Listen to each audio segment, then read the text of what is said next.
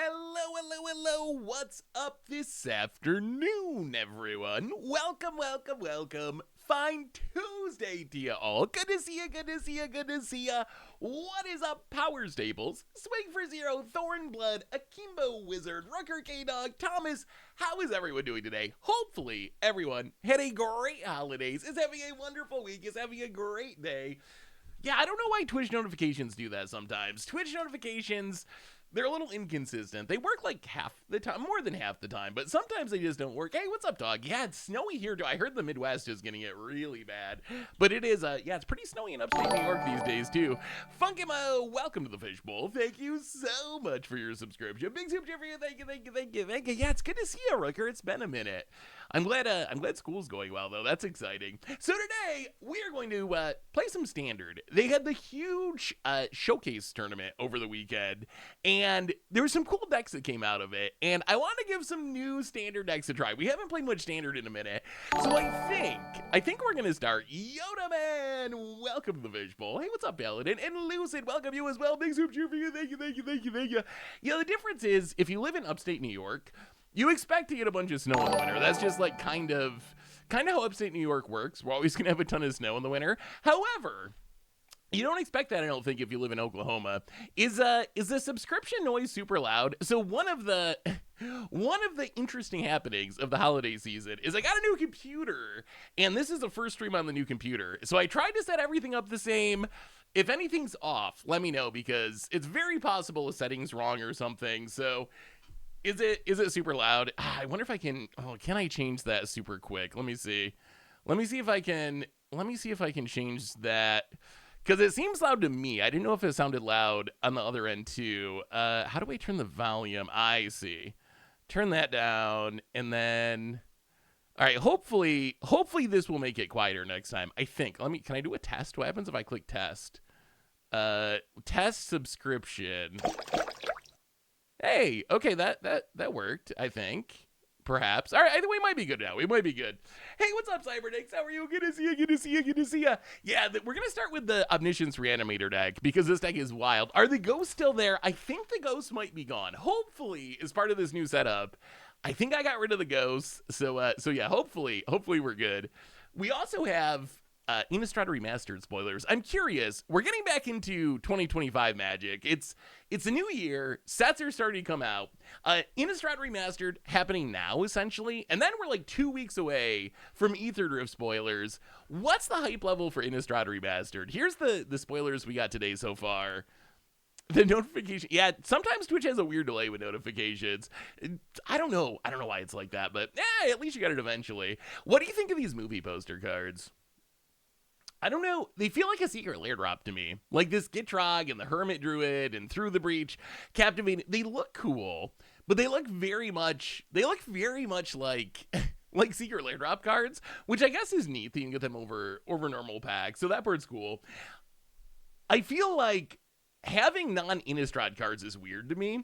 I don't know. I'm not gonna it's not like a deal breaker or anything, but it is a little odd to see like Hermit Druid, Through the Breach, cards that aren't originally from Innistrad. Although I guess that looks pretty Innistrad-y. I guess you can take Hermit Druid and with the right art, kind of make it look like an Innistrad card. I like seeing more stuff in Old Border. That part's sweet. Yeah, the Captivating Vampire looks really good. The art looks really good in general, I think. Like, the Captivating Vampire looks cool. The Hermit Druid, the Gitrog looks really sweet. Like, it looks like some 50s horror movie. Some, like, Blob or something. And then getting, like, Delver Old Border sweet. Craterhoof Old Border sweet. It's going to be a sweet set. It's probably going to be a little on the pricey side, perhaps, but yeah, it is weird to see the non-Innistrad cards in there. Anyway, let's do our reminders real quick, and then we start playing some Magic. As we go along, we talk about the holidays, and it's been a couple weeks since we've done streaming. Oh, also worth mentioning, next couple of weeks, early streams happening the next couple of weeks. Next week, early stream because I'm going to my brother's basketball game at night. This week after that, early stream because it's going to be Aether Drift spoiler time. So we are almost to Aether Drift spoilers. Anyway, reminders, replay YouTube. That's we invite all the old streams, including this one in the future. Normal YouTube, still lots of Modern, some Standard sneaking in. We're playing everything right now. Modern is still, oh man, I'm still having a lot of fun with Modern. So expect a lot more Modern coming up, but a bunch of other stuff as well. A reminder that our sponsor today is glorious card kingdom. If you need some magical cards, you can go over at cardkingdom.com/MTD Goldfish, even a free goldfish sticker. Yeah, it is disappointing that they push back Lauren. Oh, okay, chat. We got to talk about this. We talked about this a little bit on the podcast. Let me see if I can find this again. I need your opinion on this. I really need your opinion. Okay, so over the last few days, Magic Arena had been doing their sales. They always do their sales. Having a notification is actually a good idea. Luca Johnny, welcome to the Fish Bowl. Thank you so much for your subscription. Big super thank you. Yeah, he will be eligible for the draft this year. Will he get drafted? That's another question. But yeah, I don't know. So here's where we're at with this. So we know that there's 6 sets coming this year, right? There's going to be 6 sets. Troy, welcome to the Fish Bowl. Thank you so much for your subscription. Big super cheer for you. Thank you. Innistrad Remastered, apparently not coming to Arena. I think it'll come to Magic Online since the last ones have went to Magic Online. So my guess is yes, but I don't know if I've heard confirmation of that. So we know... I haven't seen Avatar either. So we know that there's an unannounced Universes Beyond set at the end of the year. They've been doing these sales, right? One sale for each set. So we got a bunch of vehicles for Aether Drift. We have a bunch of dragons for our Return to Tarkir. We get a bunch of spiders. So we get the Final Fantasy, a bunch of crystals. We get a bunch of... I don't know what this one is. What is this? What is this set with a bunch of weird enchantment stuff? Anyway, bunch of weird enchantment stuff.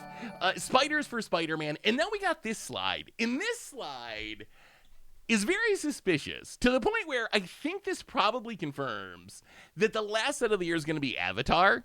I have never seen Avatar. Is that a good choice? Like, if you add it together, you have Air, Mind Bender, Fiddle Bender. Like, if you add it all together, Avatars, Elementals, like, if you add it all together, it pretty much leads to Avatar: The Last Airbender. I'm curious, though, is that a good choice? Like, assuming that's gonna be the last set, is that a good choice or not? Oh, the chat's smaller than it used to be. All right, let me see if I can fix that. Smaller, like, it's better like this?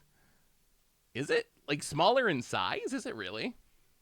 Has a huge fan base. See, I don't know anything about Avatar. I really don't. I should watch it. Is it actually... So when it came up on the podcast, Krim was like, well, it might be kind of a kid show. Is it a kid show? Should I watch it? Am I, like, is it worth watching? Is it actually good? I know it's only like 3 seasons, which helps. Sometimes Krim recommends animes and they're like 20 seasons. I'm like, no, it's no way. No way is that happening. Amira Britt, welcome to the Fish Bowl. Thank you so much for your subscription. Big super chat for you. Thank you. Oh, the Strokes. Yeah, I do love me some Strokes. Last night she said, oh, baby, don't feel so now. It turned me up. Like 70th episode, so it's good. Can't wait to catch the boulder. All right, so it seems like, okay, so what is your hype level for an Avatar set? Assuming that's real. I'm surprised. It seems like the reaction's pretty positive so far. Like, as far as the reaction in the Twitch chat, I have not seen anyone being like, oh my god, this is so horrible. Why are we doing this? It seems like people are kind of like excited or at least okay with that one. Okay, that's 7.50 from Miraculous. Mid-hype. When it comes to Universes Beyond sets, mid-hype level I think I'm fine with. That is better than people being like, oh my god, I'm quitting Magic. So if the answer is I'm just kind of fine with it. Kirkland's Signature for the 3rd month. Welcome to the Fish Bowl. Thank you so much for your subscription. Big thank you. So that would mean that, let's see.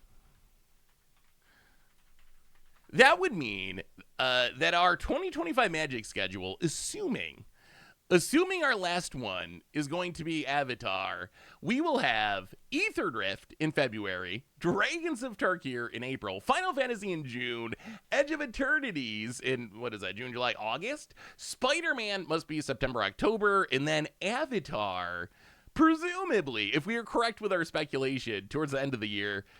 That actually seems like a pretty interesting year of Magic. I feel like I don't understand the space. This is the one I don't understand. Why? Oh, this is Spider-Man. That's not the right one. I don't really understand these choices Oh, I guess it's just anything with star in the name. Okay, I guess that makes sense. So it's just anything with star for the outer space set. I guess that makes sense. Hey, Ragavan. Stupid monkey. Hello, stupid monkey. Welcome. Welcome, Ragavan. Edge of Eternities. Yeah, it's the outer space one.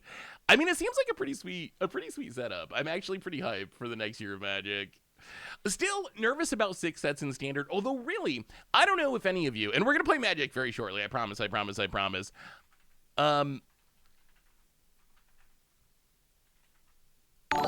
don't know if any of you, I'm trying to look up these deck lists.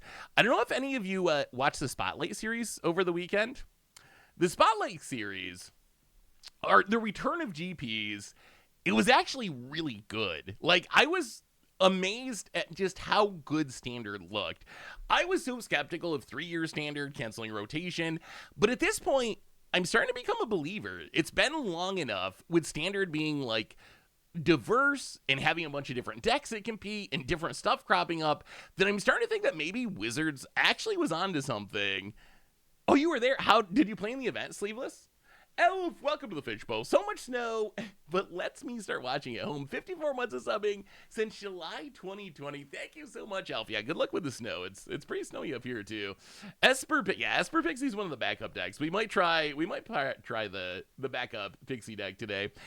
They streamed it on the SCG Twitch. It was a Star City Games stream. The sub thing went back to the non-fish one. Oh my god, why? Wait, hang on, all right. Let's see, subscription, test. It should do that in the splash. Why is it making the louder? Wait, the test is right though, isn't it? If I do the test is how I want it to be. Why does it make the other sound? All right, hopefully we survive. Yeah, the test is better than the real one. Why am I? All right, chat. Help me, chat. What am I doing wrong? Professional streamer, help me, Twitch chat. The test works properly. If I do, so I thought it was working because if I do a test, it works. But I don't know why the actual one is the actual subscription sound is different. Huh. Well, maybe that's a problem for the future. It's the ghosts. I thought the ghosts were gone, but... Oh, it's resub. That's different than... Is that different than sub? That would explain it. Hang on. Twitch. Oh. I guess it's just subscriptions. Yeah, I don't... Twitch... Oh, wait. Does it say follows? Oh, I see, wait. I think I changed the followers rather than... All right, let's play Magic. Well, hey! Oh, wait a minute. Oh, that definitely says subscriptions. Turn that sound down. All right, let's try that. Oh, I think we did it. Good job, chat. Hey, okay, we should be good now. Hopefully, maybe. No! We're not. Wait, do I gotta apply it or something? Oh, save settings. Okay, someone else subscribe and we'll see you. You don't have to subscribe, but next person that subscribes, we'll see if it works. What's up, Doug? How are you? Good to see you. Hopefully you had a good holiday season. Oh, all right, we're just setting up our new computer a little bit. Anyway, let's play some Magic. So this deck, I wanted to start off with this Omniscience. Yeah, it's actually just all the scheme to get more subs. Oh no, the subs are still having problems. Will you please subscribe so we can test it to see if it's working? We broke it. So this deck, I think is the spiciest deck I saw at the showcase over the weekend. This is Omniscience Reanimator, and hey, it worked. Foo Possum. Thank you, Foo Possum. It worked. We did it. We are successful. See, we're very good at streaming here. Oh, I love you all. Foo Possum, welcome to the Fishbowl. Thank you for your subscription. Big Zoom Jeffrey, thank you. So this deck, it's ridiculous. The goal is simple.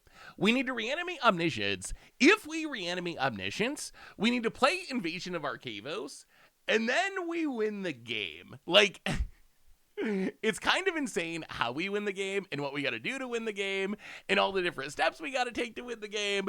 But if we do it, the end result is we essentially go like super duper ultra infinite and we win the game.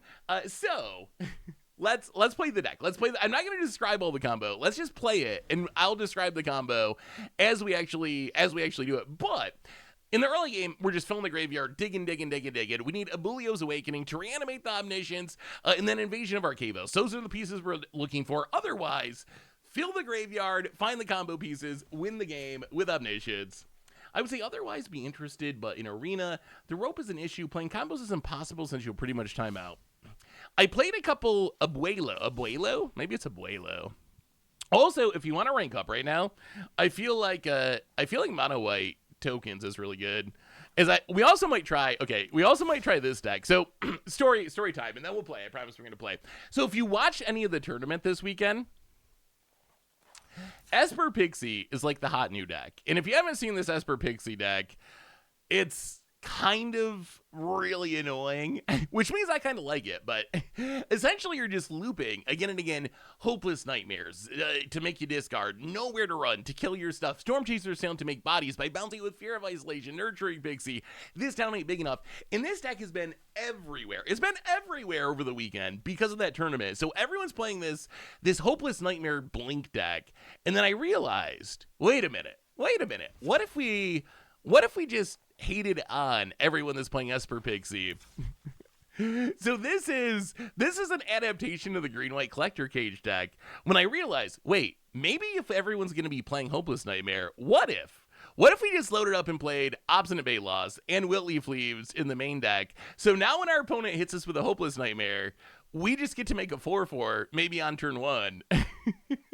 and just get a bunch of free creatures out of it. So this is my anti Esper Blake deck. So we're gonna start with the Omniscience deck. To show off the combo. Yeah, the other two Bayloss are in the sideboard. They're a little too clunky for the curve to have 8 4-drops. I couldn't find room for all of them, so the other two are in the sideboard for when we actually are up against Hopeless Nightmare. I don't know why the combo is so complicated, because with Beseech the Mirror in the sideboard, you can grab a second invasion, then bounce both with this town ain't big enough. The loop is pretty much any spell with an invasion. Ooh. I mean, this deck doesn't have any of those cards, though. I think maybe that's what makes it convoluted, is we don't have Beseech the Mirror.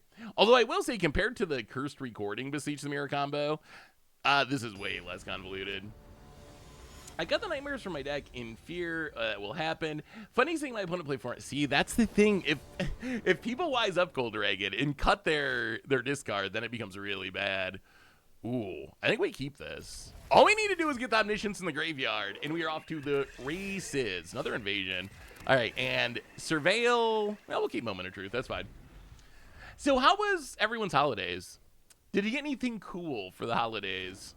Or do anything cool for the holidays? I'm also a Dread Knight.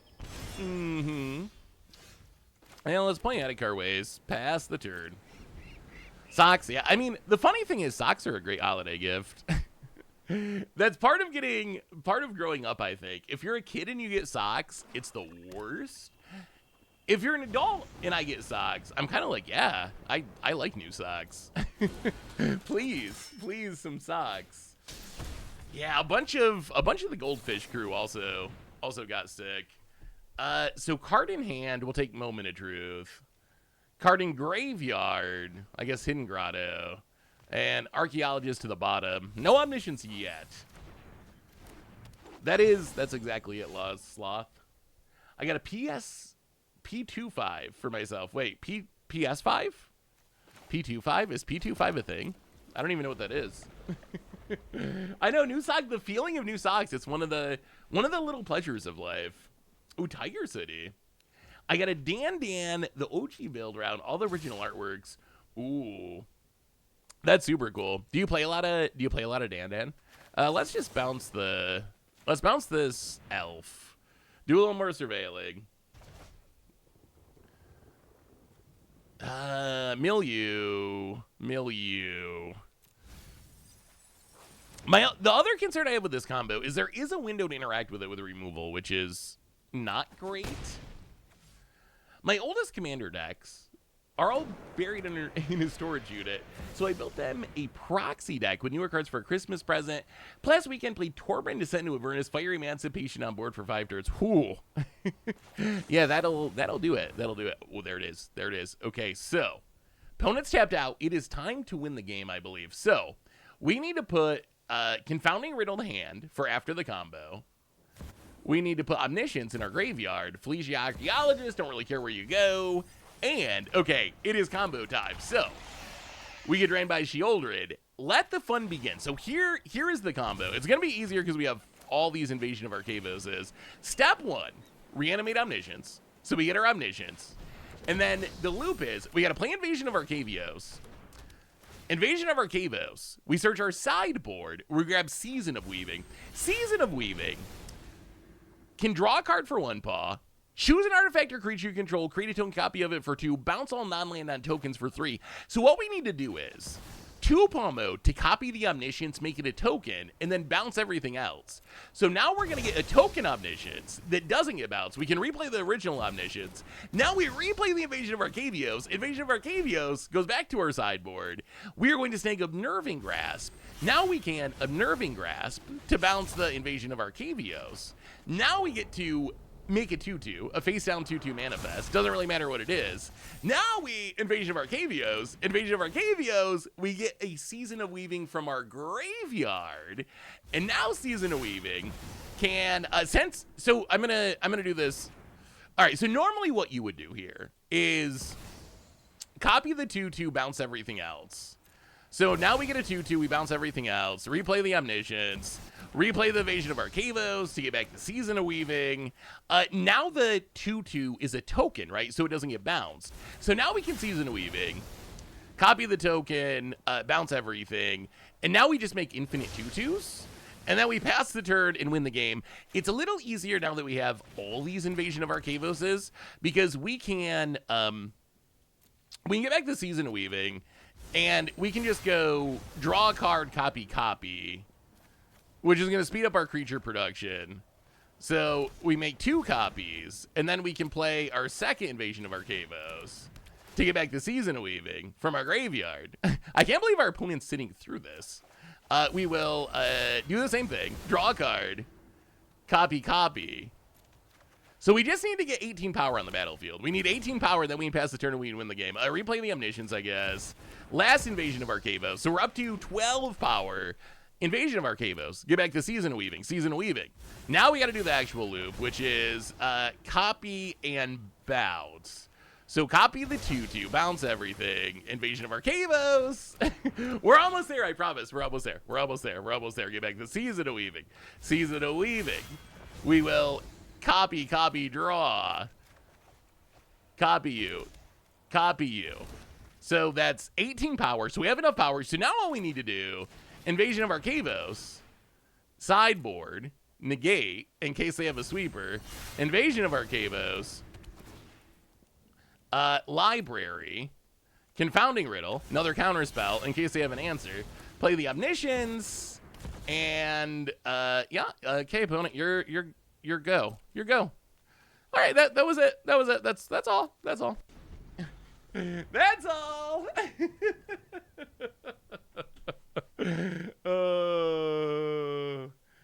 That was pretty good. That was pretty good. Opponent Mosswood. Sure, Mosswood Red Knight. Opponent with... Oh, wait. Okay, we got to counter this, actually.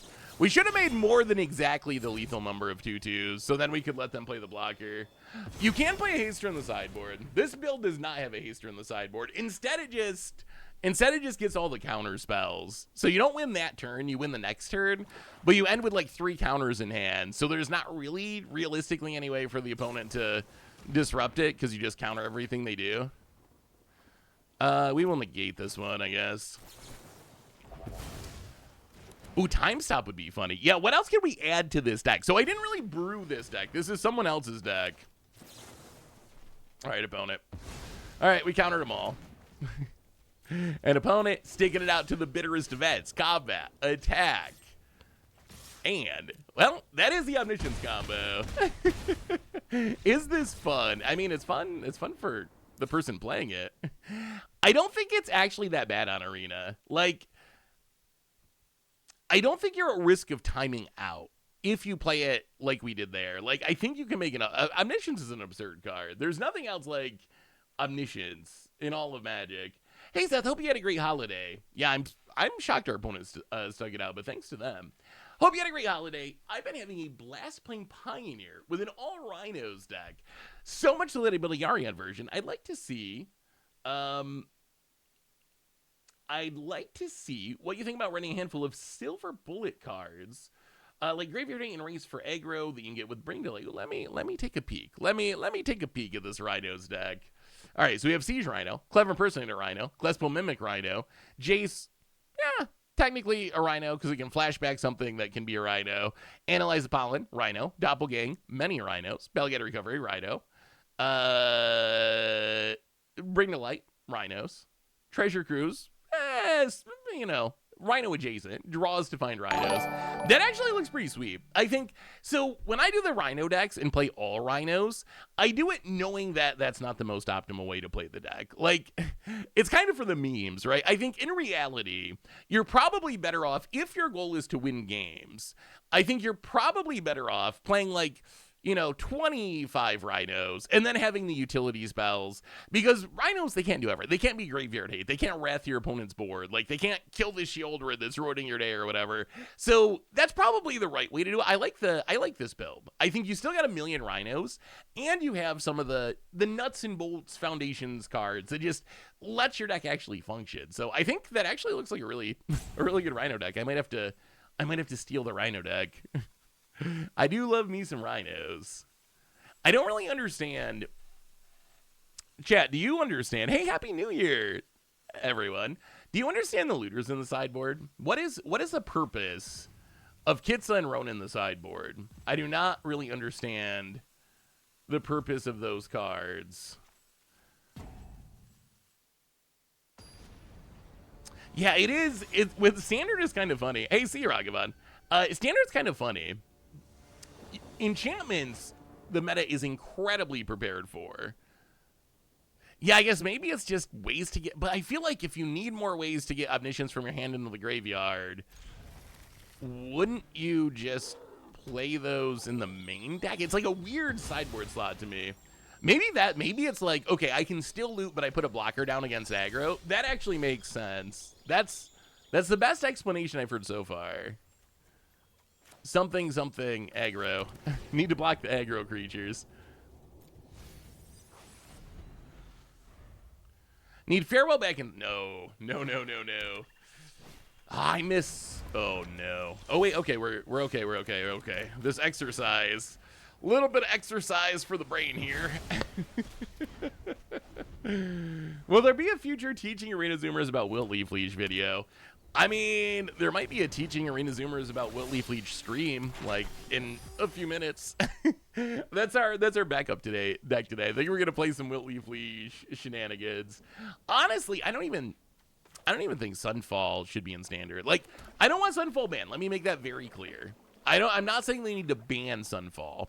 But next time they think about printing a Wrath for Standard, I actually think that Sunfall is a negative for the format. We need Wraths. We need Wraths that are powerful and playable, that people can actually... Do we just... You know what? We're just going to do it. If they have Graveyard Hate, they have Graveyard Hate. But this sets us up to potentially just win next turn with the right draw.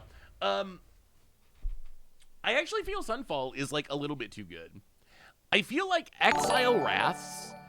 Instant 3-mana Wrath, I'm actually kind of okay with that. Like, well, let me think a little more about that. But in general, I'm kind of okay with that. Monogreen Stompy for the 89th month. Welcome to the Fishbowl. Thank you so much for your subscription. Big tip here for you. Thank you. The problem with Sunfall for me is this. It hates on everything. Like, a traditional Wrath like a Wrath of God, you can take, at least Settle the Wreckage has a big timing restriction. I actually like Settle the Wreckage, even though it exiles, because you can play around it and has a restriction. The problem that I have with Yeah, Starfall Invocation's a cool one. I like Wrath with a twist. I have come to hate Exile Wrath because of Sunfall and Farewell. Even more Omnisciences. In Shieldred Mild. Well, I mean, let's free the Fae. Oh, there it is. There is a Blaylo's Awakening. And, okay, pass the turn. Do you have Graveyard Hate, opponent? Do you have Graveyard Hate? Do you have the Graveyard Hate? But it gets around recursion, right? Like, it gets around recursion. It stops any, like, graveyard shenanigans. I like that stuff like Regenerate or Indestructible or I'm a Gravecrawler that can come back from the graveyard. I like when those things are good against Wrath. I'm not complaining about Standard because I think Standard's actually in a really good place right now. So it's working even with Sunfall at the moment. But in the future, I would like to see no Exile Wrath for a bit. And powerful Wraths are fine. Just don't have them exiled for a minute. Yeah, we have not seen Day of Judgment, like, at all in Standard, right? I don't think I've seen any Day of Judgments. Well, I mean, here goes nothing. I'm not sure if we win here if our opponent has removal. So, a Blaylo's Awakening. Get the Omniscience.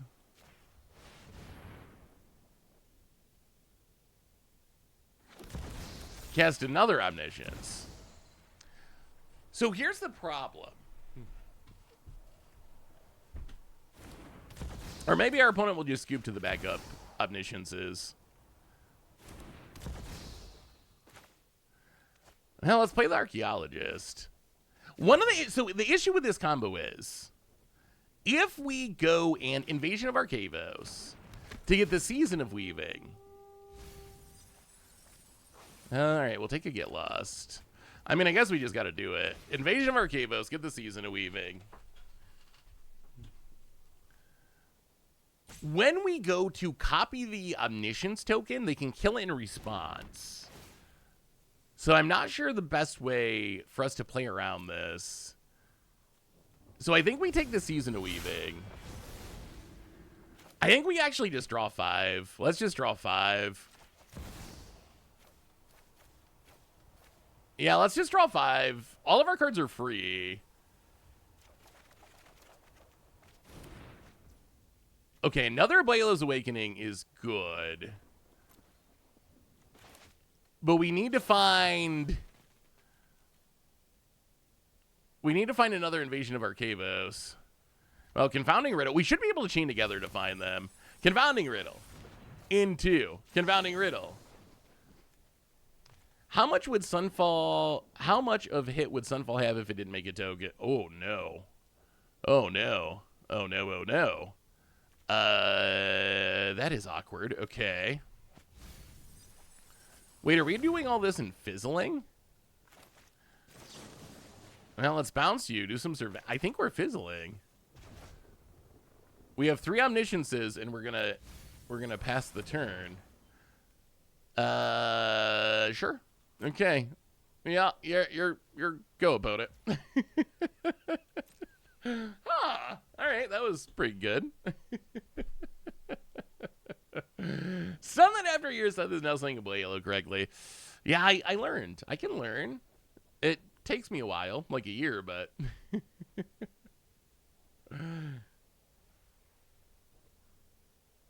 hey, thank you, Joe. Yeah, we'll see. If I play Rhinos again, I might have to give that build a try. Found it. Gonna Harvester of Miseries away our Omniscience. I mean, we have another Awakening, so we can get it back again. I feel like this town ain't big enough should be in the sideboard. So, what would the purpose of this town be? Like, just another way to bounce Invasion back to your hand? This town ain't big enough is very good. I mean, if there's one thing that was true about the tournament over the weekend, that synergy was everywhere. Opponent. Restless Cottage. Well... yeah, I think we make that die. Kill the cottage. Found it. Okay, if we just find another invasion, we're good. Yes, Confounding Riddle for Moment of truth. Moment of truth. How are we not winning this game? Okay, take another moment of truth, and then you go graveyard, you go library. Moment of truth. Come on, invasion. Come on, invasion. Moment of truth. Take the Charticores. Graveyard, library. Okay, Charticores. There's not that many cards left in our deck, are there? 13. All right, there's a moment of truth. All of our Invasion of Arcavoses are in the bottom 13 cards. There we go. Okay. Oh, we made it. So now we're good. Now we're good. Play the invasion. Search our graveyard. Actually, no. Search our sideboard. Get the Unnerving Grasp. Unnerving Grasp. Bounce the invasion, and now we should actually be good. Manifest Dread, an Archaeologist. Invasion. Graveyard. Oh no. Well, I guess this is fine. I did mess this up though. Okay. So we're gonna graveyard. We're gonna get back this Season of Weaving. Then we will Awakening the Omniscience. And now we can just do the thing. So copy Bounce. Replay Omniscience. Replay Omniscience. Invasion of Arcavos. We only really need to manifest one, and then we just copy it a bunch of times, so we should be fine. So we Unnerving Grasp, get down our manifest, because we only manifest one time, and then we just copy it a whole bunch of times. So invasion, graveyard. Is our opponent actually just gonna sit through this again? All right, well, Season of Weaving, copy. Yeah, no draw. Copy. Invasion of Arcavos. Is replaying Omni there necessary? Playing the ones out of our hand are not necessary. The only one that really matters, so we do need, reanimating the Omniscience is necessary because we need to be able to have a creature so we can make a token copy of it that survives the Season of Weaving bouncing. So we did need to reanimate. We don't need to cast the ones from our hand, though. Those ones don't actually matter. And now we just do this loop of copying that, bouncing everything, Invasion of Arcavos, search our graveyard, Season of Weaving, copy bounce. There are a lot of clicks to this. This actually might be a horrible stream deck because when it works, I think 99% of opponents probably just scoop here because you can't actually win. I'm not sure why this opponent is sticking it out, but our opponent is a trooper. They are a trooper. All right, we have 10 tokens. Do the same. I guess we should speed this up. Bounce everything. All right, so what are we gonna do? Invasion of Arcavos. Sideboard. Grab the negate. Invasion of Arcavos. So we have what? 12 power. Invasion of Arcavos. Graveyard. Season of Weaving. Copy. Bounce. 14 power. Invasion of Arcavos. Sideboard. Exercise. Invasion of Arcavos. I think our opponent's hoping we time out. And maybe we somehow do. I don't think we do. But maybe. Copy Bounce. And Invasion of Arcavos. Graveyard. Now we just want to get back all the counters. Invasion of Arcavos. Graveyard. Season of Weaving. Copy. Bounce. It is a click simulator. Graveyard. Grab the counter. Invasion of Arcade. But I don't think we're in danger of timing out though, right? Like, we haven't even got a rope going at this point, and I feel like we've been doing this forever. We do need to make enough power that our opponent can't just block with the Mishra's Factory. Get the Confounding Riddle. Where's there we go. Invasion of Arcavos. Season of Weaving. Yeah, we're not gonna draw with an empty deck opponent. Oh, we actually have a clock. Okay, so there is a clock eventually. Copy Bouts. We're almost done. We're almost done. Invasion of Arcavos. No, for free. Invasion of Arcavos. We won't do this all stream, I promise. I feel like this is not entertaining. How unentertaining is this? Is this I feel like this might not be the best deck to watch on stream now that I've played it a little bit. Season of Weaving. Copy. All right. And then we'll play this. And then we'll play Omniscience. And then we'll play Omniscience. And then we'll play a Seacrobe Coast. And exercise. Actually, we won't even do that. All right, go ahead. Actually, no, we will exercise. We're going to discard the hand size anyway. Exercise your map. All right. Oh!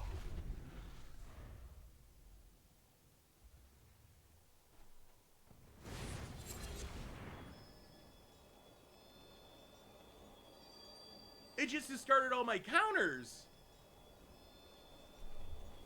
That's not correct. Wait, no, wait. Okay, chat. Was that rope actually out? Was the rope actually out when that happened? I don't think the rope was at 0, was it? I had a whole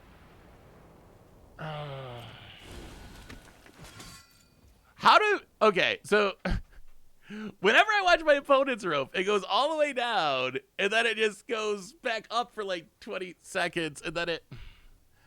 Oh, I mean, we still win. So, yeah, our opponent, I don't know, maybe they just didn't have an answer anyway.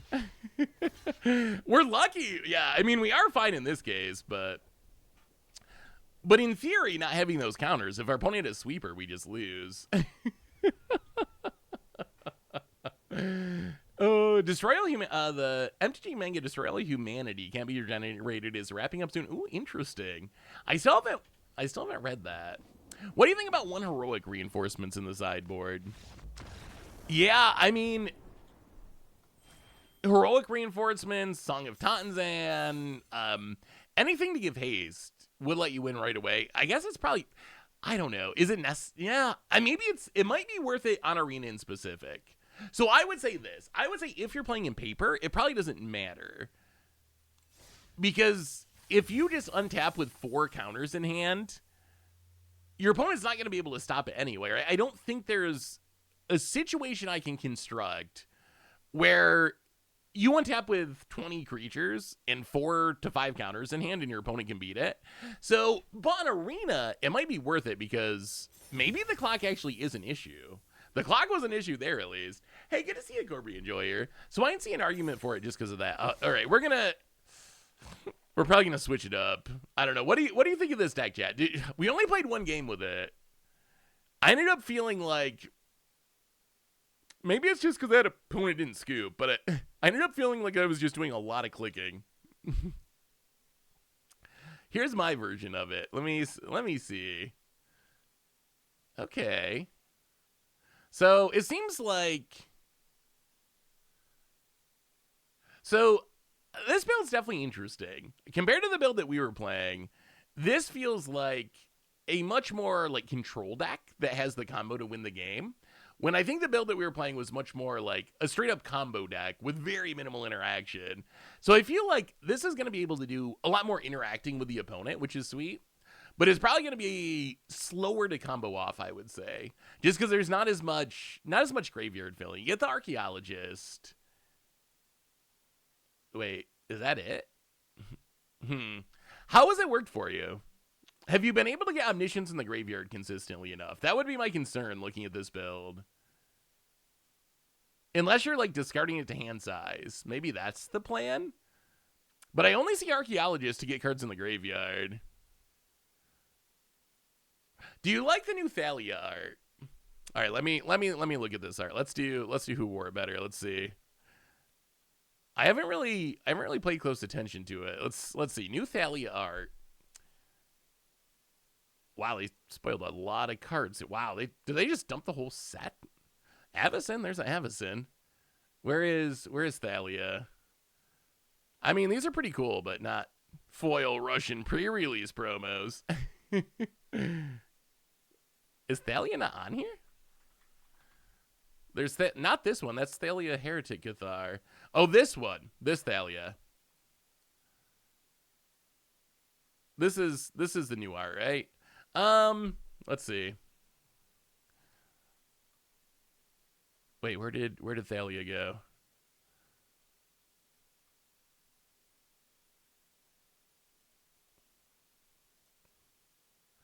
All right, new Thalia art. Well, that's not the most high res. Let's see old Thalia. Let's see old Thalia to compare. Thalia, Guardian of Thraben, Dark Ascension.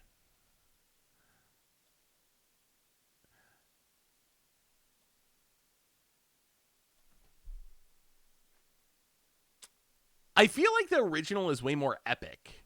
Like, just like the pose is epic. The like the perspective of like coming up, Thalia looks like super tough in the sword. I don't think the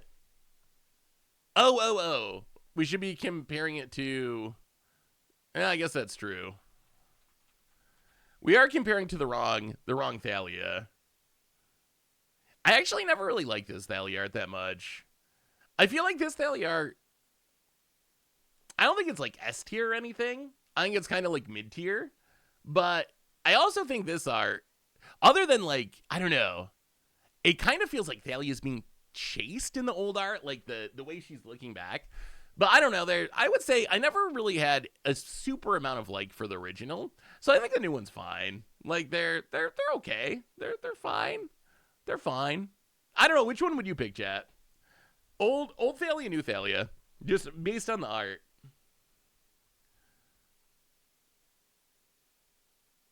There's a buy a box promo. Is there even a better version? Buy a box promo. Ooh. No, I don't like the buy a box. I think the buy a box, if I was gonna rank them, I think the buy a box is at the bottom. The like close up perspective's just weird. I like the further away perspective. The like close up, it just looks not great. So I will say buy a box lowest tier. The other two I think are pretty close. Between these two, I like the new one too. The old one's okay. They're both like mid-tier arts. I feel like I actively dislike this art. These two, I don't love the art, but it's fine. The buy a box, I kind of am like, I actually just don't like that piece of art that much. Yeah, that might be true that we are looking at this very low res. A lot of this might look way better in the actual card. That is probably the case. All right, let's see if we can wreck some discard players. Let's see if the original Thalia from Dark Ascension, I feel like that art is kind of iconic. Like, this has got to be the most iconic Thalia art, right? Just the Thalia Guardian of Thraben. That's a pretty iconic piece of art. And there were no reprints for a long time. I guess, we got the whole Thalia Secret Lair series, which is fine. There actually is a lot of Thalia art, isn't there? But I think overall out of all the Thalias, the original is just my favorite. It's pretty iconic. Does that actually, like, is there more color in the Masters one than the original? No, that can't be. Oh, they're the same, I think. Actually, no, I think does this pink, like, pop more in the green? I feel like they updated the colors in Masters 25. Like, it's the same art, but I feel like the colored spots pop a little bit more. Oh, a view. I'm gonna have to tell Richard that a view all artwork would be so good for that.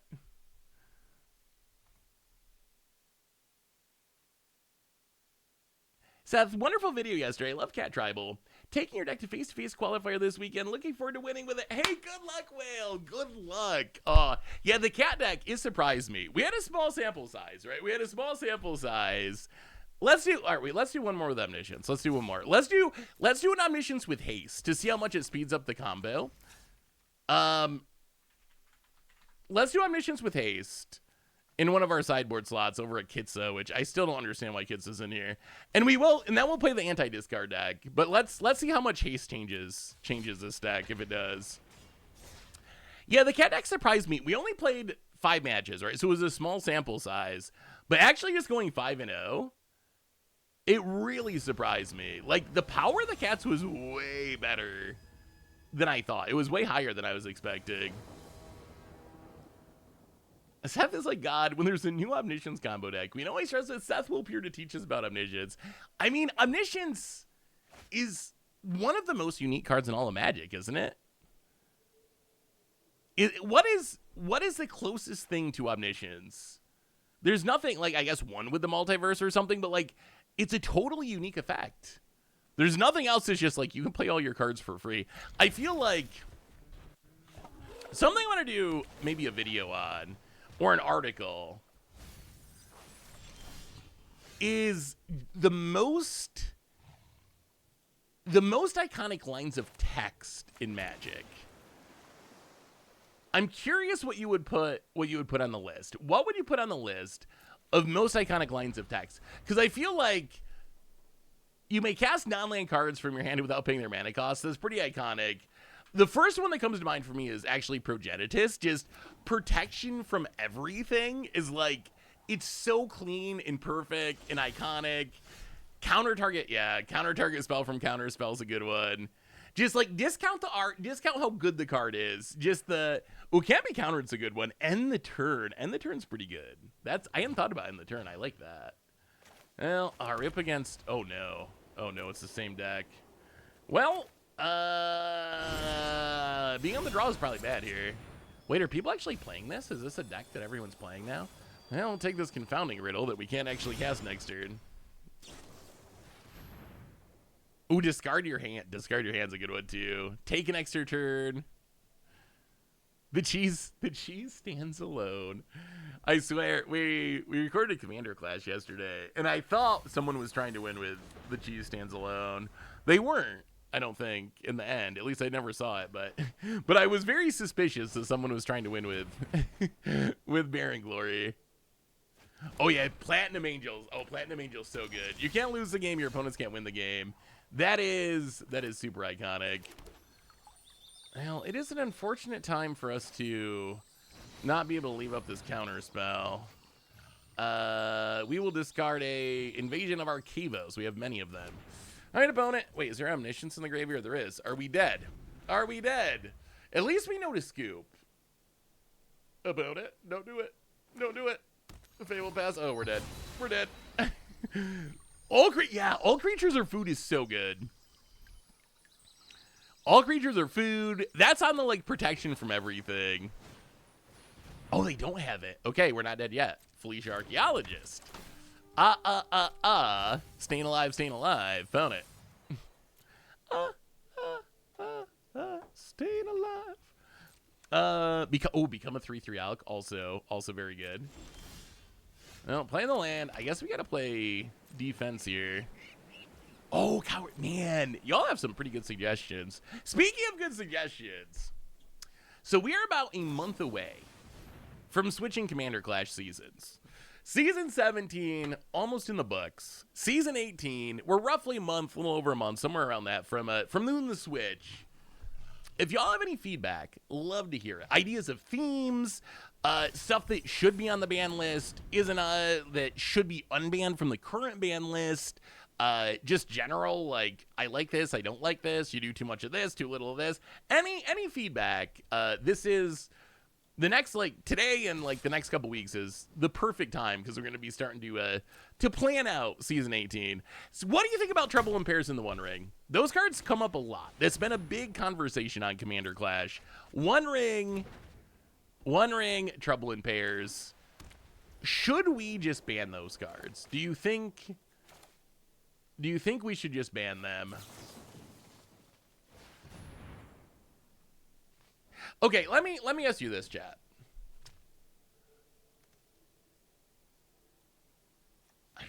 How do I put that? Okay, so let me ask you this. What do you think of the idea of just banning staples? We did an all staples banned episode this year where we just banned the top like 100 cards on EDH Rec and our top like 100 or 200 cards from Commander Clash the last season. How did you like that theme? Like, what would you think of an entire season with that theme? Would that be a positive or a negative? Trouble in Pairs, 2 strong plus Stolen Art. Oh no, we whiffed? That's awkward. I really like the band staples theme. Why not play a lower Wizards Commander tier? So I think a part of the challenge is it's kind of hard to like play a lower tier when you're used to playing a certain tier. Like, it's hard. Something we talk about is like, we don't really play Mana Rocks, and it's weird because everyone else plays Mana Rocks, and we wonder, like, should we be playing Mana Rocks? Like everyone else is doing it. Even if we don't really think Mana Rocks are that great in our meta, like, should we do it because that's like what's normal in Commander, and that's how most people play? I think there's actually interesting conversation to have around that, and I'm not sure what the answer is to that question. On one hand, it doesn't lead to a good game if everyone plays Mana Rocks and then everyone's playing a million Farewells in their deck and no one does anything. That's not great. But at the same time, it would be cool if you could play Mana Rocks in our meta and not just get trashed by a Farewell every time. Northern Vanguard for this 63rd month. Welcome to the Fish Mouth. Thank you so much for your subscription. Big super for you. Thank you. I kind of feel like this is going to be an awkward game. I kind of feel like if I had my choice between budget and banning staples, I think I would enjoy banning staples more. As like the theme for a season of Commander Clash. I think if I had to choose between the two, I think I would just choose to just ban staples, because I think that serves roughly the same purpose, and I think it's easier to comprehend, if that makes sense. Like, the top 100 cards on EDH Rec are banned is very gronkable, where having to look up the price to know if something is legal or not week to week, like, that's one of the things I didn't like about Penny Dreadful, is just like prices change, right? So it's like up and down. Why not set a $500 limit for every deck? Non-fishy sub, I don't know why it's doing that. Burning Bush, welcome to the Fishbowl in Northern Vanguard. Big scoop cheer for you. Thank you. Opponent's gonna Fara dismissal their Felicia Archaeologist. The problem is our opponent's gonna get to the point where they can reanimate and pay for Confounding Riddle very soon. And I'm not sure how we stop that. 1, 2, 1, 2, 3. And they have a Confounding Riddle as well. So if we 1, 2, 3, 4. Oh. All right, so opponent, they win, right? We'll make them... Actually, no, they don't win. Go ahead, sure.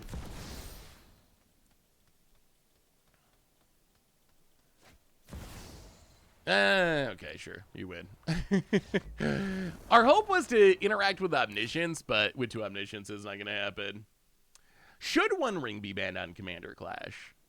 I mean, we're talking about, like, switching seasons. So when we switch to a new season, which we're going to do in about a month, that is when all of those things are kind of on the table. Oh, we don't have any graveyard hate. We don't have any graveyard hate. Well, we can play these Grand Abolishers. Those might actually be pretty good.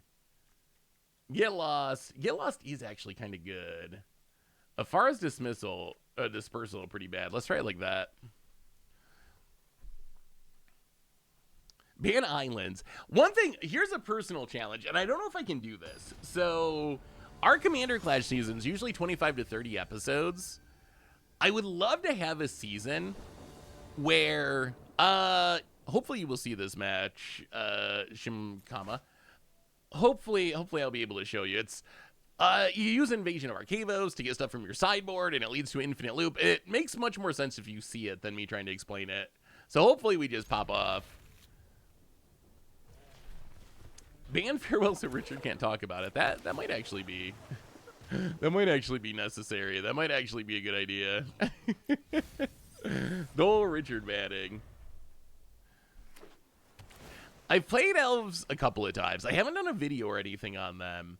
Elves felt like if you can dodge sweeper decks, they're very powerful, but then sweeper decks are very good against them. One thing I would like to do, and I don't know if I can make everyone do it because it'd probably be too much work, but I want to play a different color combination every episode for a season. Because a season's usually 25 to 30 episodes.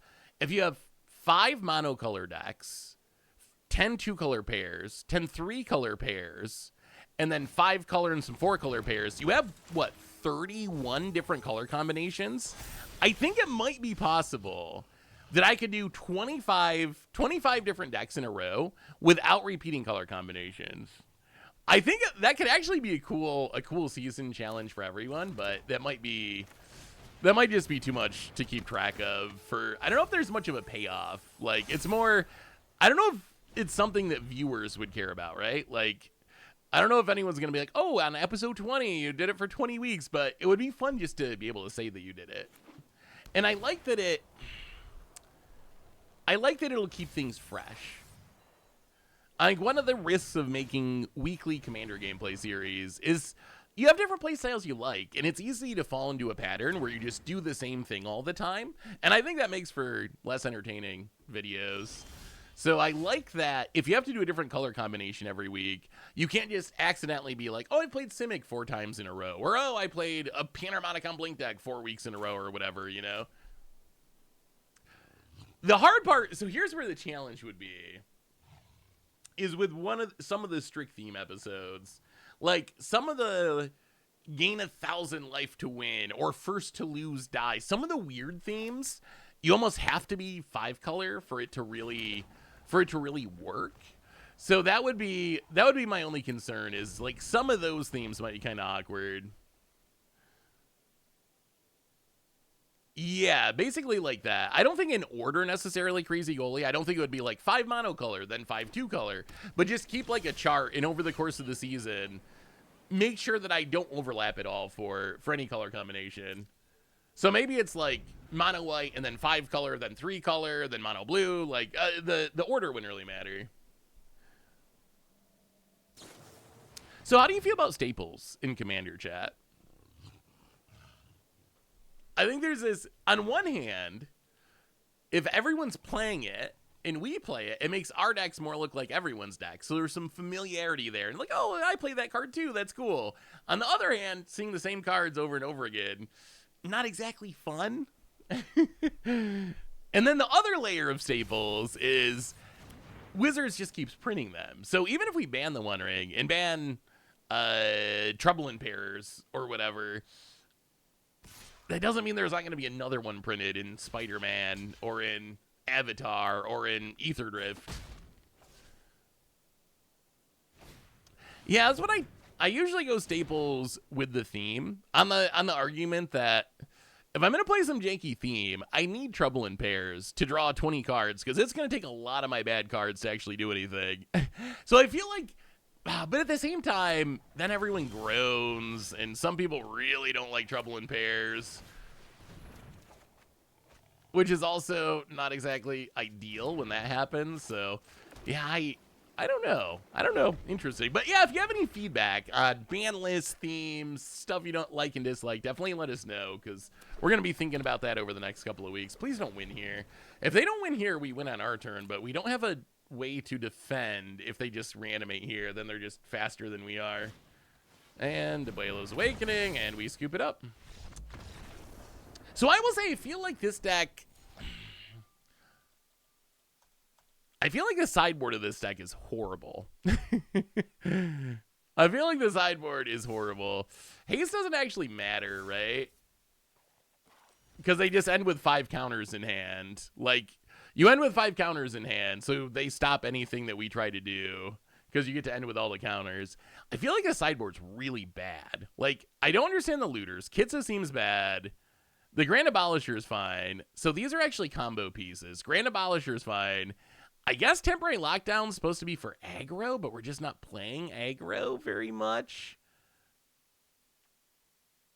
What artifacts are we trying to kill? Like, what artifact could we realistically want to kill with this? Or is Get Lost just better than Exercise in this deck? I mean, this deck was played at the tournament over the weekend, and it did pretty well. So, I mean, obviously in Best of 1, it's even better because your opponent can't interact with it, which is, I guess, the beauty. Oh, wait. What is this? Exile all graveyards. If Calamity's Wake only hit our opponent's graveyard, I might actually play that in the sideboard. I do kind of want some graveyard hate, though. It's got to be graveyard hate that doesn't stop us. So I guess it's just Ghost Vacuums. So we can bring in Ghost Vacuums. We can bring in a Negate. We are going to switch to the other deck in a minute. Yeah, Ghost Vacuums Negate. Get Lost is fine, I guess. I feel like that's better. The looters just were not doing it for me. I don't really understand what the looters were trying to do. I much preferred when Clash was on Moto. Board states from what's easier to understand, and we didn't have to deal with missed triggers and such. Yeah, you guys keep doing your paper thing, so really just do what you want. I appreciate the feedback, The Great Destroyer. I know it's a tough change just because we did Moto for so long, but I feel like it was, in the end, it was a necessary change. Really? Y'all have stopped watching because of the Switch. Yeah, I'm sorry. I'm sorry if you don't enjoy it as much. I feel like the issue that we ran into Moto at the end was just Moto not getting enough of the cards, and then an increasing amount of, like, Moto wins, or some very not satisfying Moto wins. Like, a Moto win where someone has essentially won the game and they're just, like, doing their thing and Moto ends up crashing. That's kind of fine because you know who won. But we started getting, like, Moto wins that were happening kind of early before the game was decided, and it ended up being very unsatisfying. Have they improved Moto since? Not the stuff that would really like, they're always improving Moto, and Daybreak has done an amazing job compared to what Wizards was doing with Moto. So I am very thankful overall, but I think that in general, the answer is not enough. If anything, Moto's been very laggy lately, even more so than when we stopped doing Clash there. Although they have started adding more old precons, which kind of helps.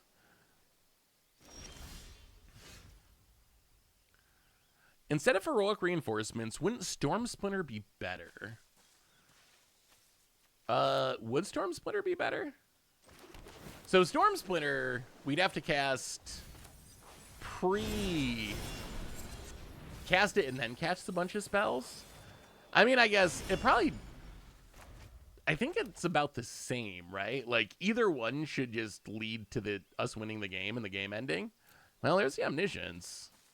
Do you got Graveyard Hate? You got a counter opponent. If not, I guess we don't have the Invasion. And we don't have anything to target with the Forest Dismissal. Speaking of digital, what are your thoughts on supposed Commander client Wizards working on? In my opinion, the only interested if it's something like a paid subscription, instead of needing to build up a collection. I would agree with that. I feel like, oh wow, okay. Well, we're going to go for it. We'll see if it gets there. I feel like a Commander client makes sense, and Commander is really popular, so I know it makes sense that they're working on it, right? It's kind of an obvious thing for Wizards to do, but you can't ask people to buy a third collection. Like, people already bought Moto collections, and then had to buy Arena collections. I feel like it's a really tough ask to be like, okay, now all you people need to buy, now y'all need to buy, yet another collection on our Commander client. That's That's too much. So I hope it's some sort of subscription service. All right, so here's hopefully the people have been asking about the win. Hopefully we see the win right now. So confounding riddle. So we need to find invasion of Arcavos, which is right here. So grab the invasion of Arcavos. Now you can see the win con. So here's the loop. If you weren't here the first time we did it, invasion of Arcavos. Tutors from our sideboard. We grab Season of Weaving. Season of Weaving. We need to copy the Omniscience and make it a token and bounce the invasion of Arcavos. So now we get a token Omniscience. We can replay the original Omniscience, doesn't really matter. Now we invasion of Arcavos. Invasion of Arcavos goes to our sideboard. And now we have haste, so we're going to win right away. Unnerving Grasp. We can bounce a non-land Manifest Dread. So we bounce invasion of Arcavos. Manifest Dread, I guess the Picklock's Prankster. And now we need to make a bunch of 2/2s. Not as many as before, which is nice. So we search our graveyard for Season of Weaving. The next step, same thing as we did with Omniscience. Copy, bounce, but we copy the 2/2. And now we're just actually infinite, right? So invasion of Arcavos goes to our graveyard, gets a Season of Weaving. We can copy the 2/2 and bounce everything, including the invasion, replay the invasion, get back the Season of Weaving, copy the 2/2.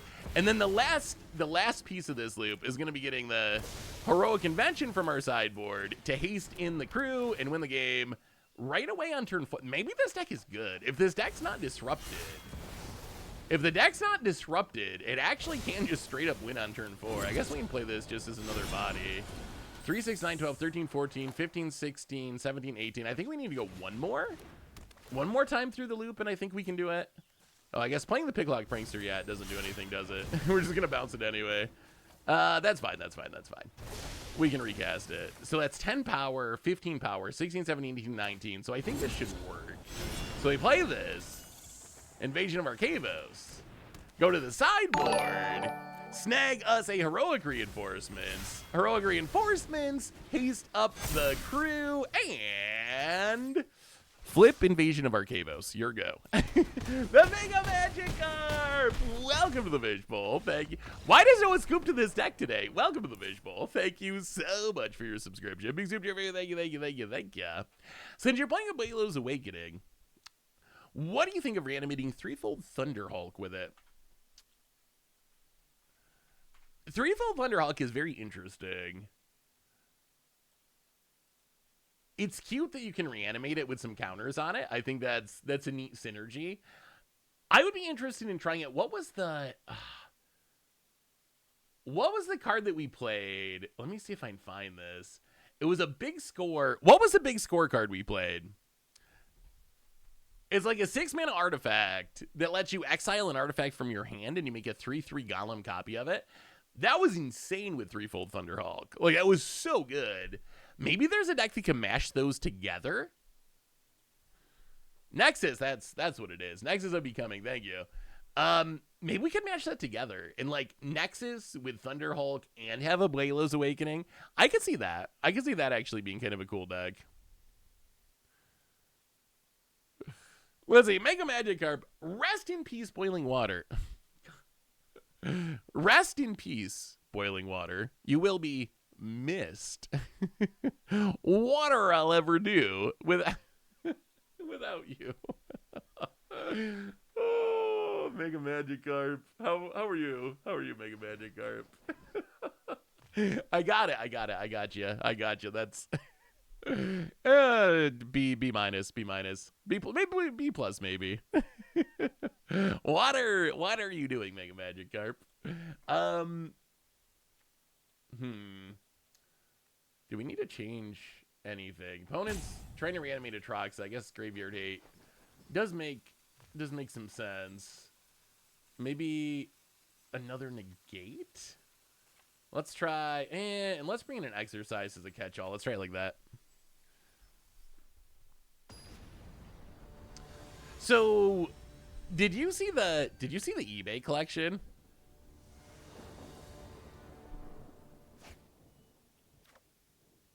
We talked about it on the podcast yesterday.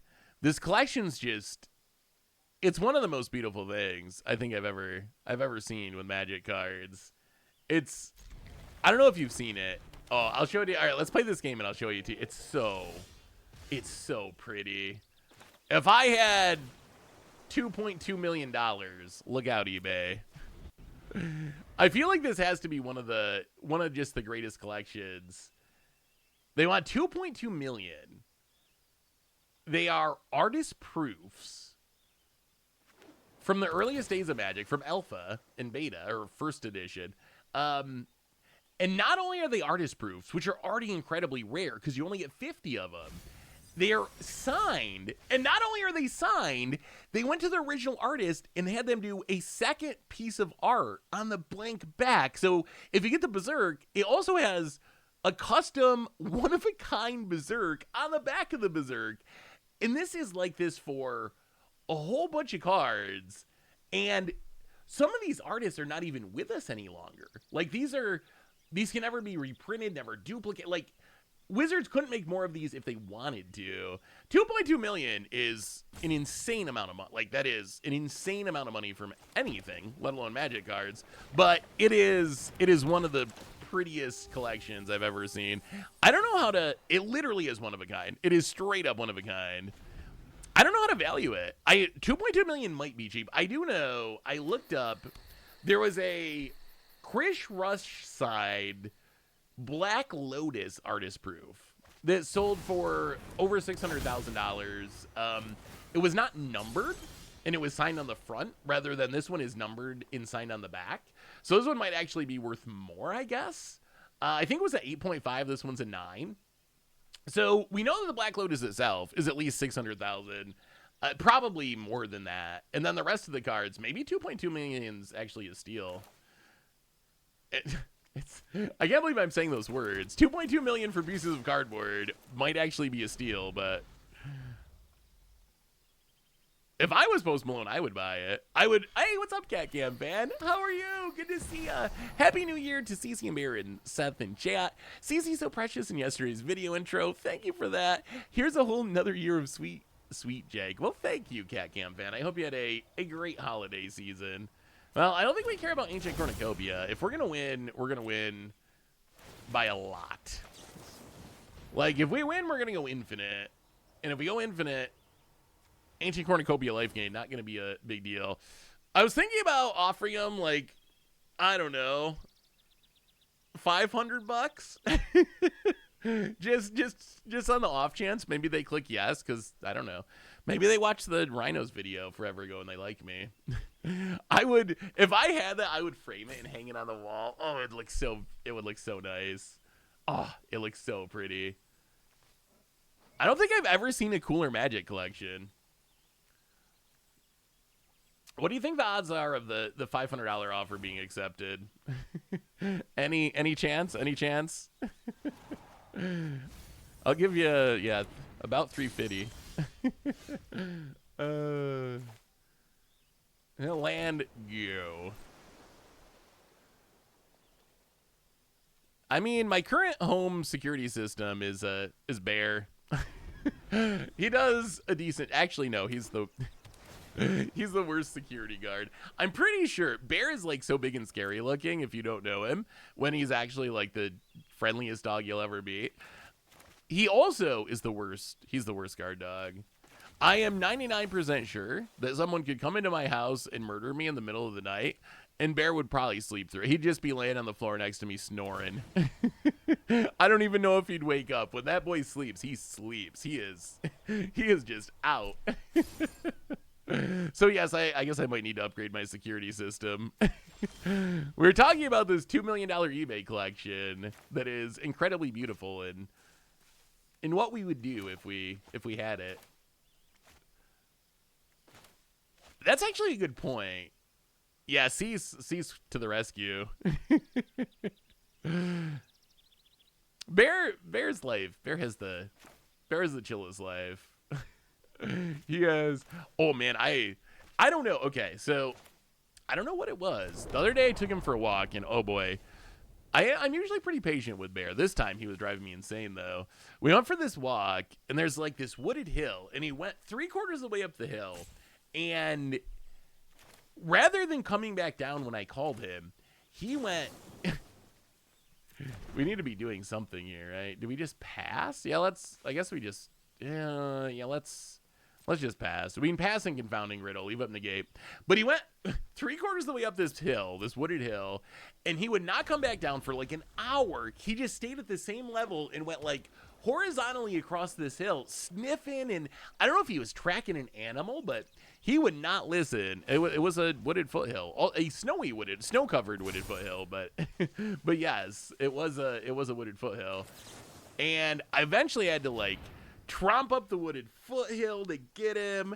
You probably can't see it, but I'm like, it's all briars, so I'm like bleeding from everywhere. I'm just all cut up.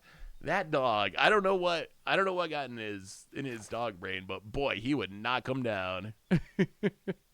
I'm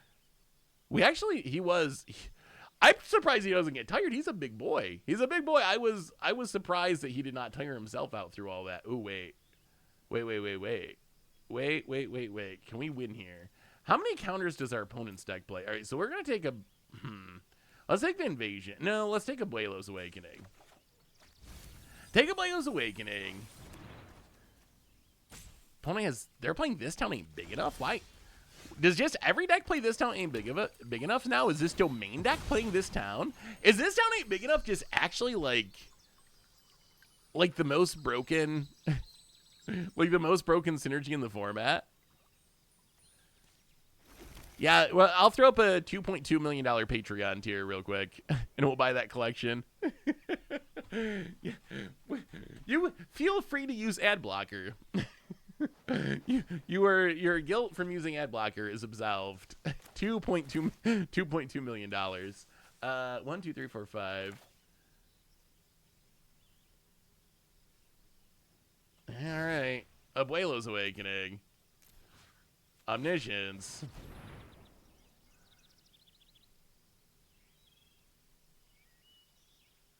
About it. So if they counter this, I think we just let it go and try again next turn. If they let us reanimate it and then try to interact, then we probably have to counter. Cease. Oh.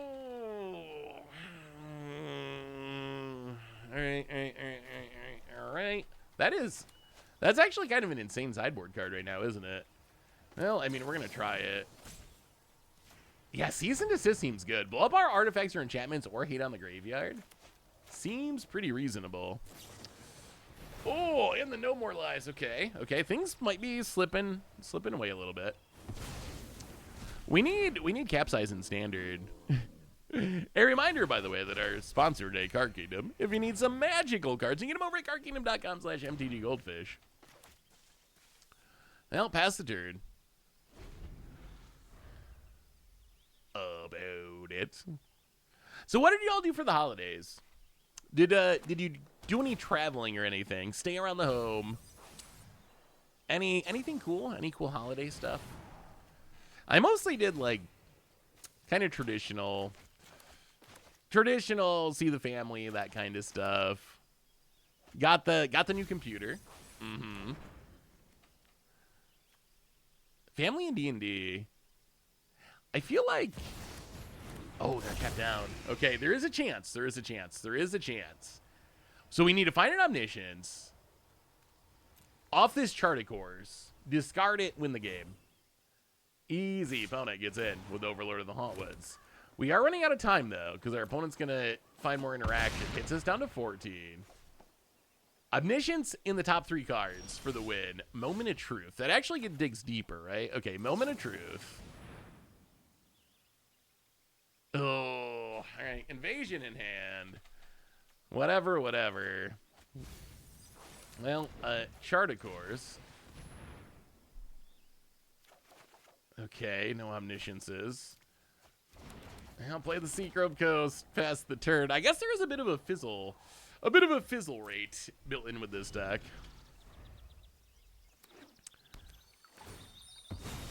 New computer, do you have specs? Oh boy, I'm so bad at stuff like this. So I know it's way better than my last computer. Let's see. about your PC. Let me see. I think I can just pull them up. It's not like a, let's see if this works. Avert your eyes. Look at that nice clean desktop. All right. Boom, look at this. So it's not like super crazy high end, but it's way better than the one I had before. It's probably like twice as good as what I had before. It is just I didn't build it. I just got a pre-built because I'm lazy. I did kind of build my last one, or at least like I actually did straight up build the last one, which I had never done before.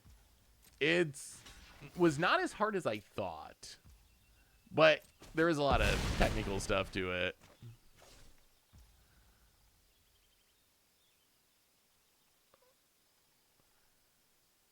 Come on. We need that Omniscience, and our opponent does not have anything. We draw an Exercise.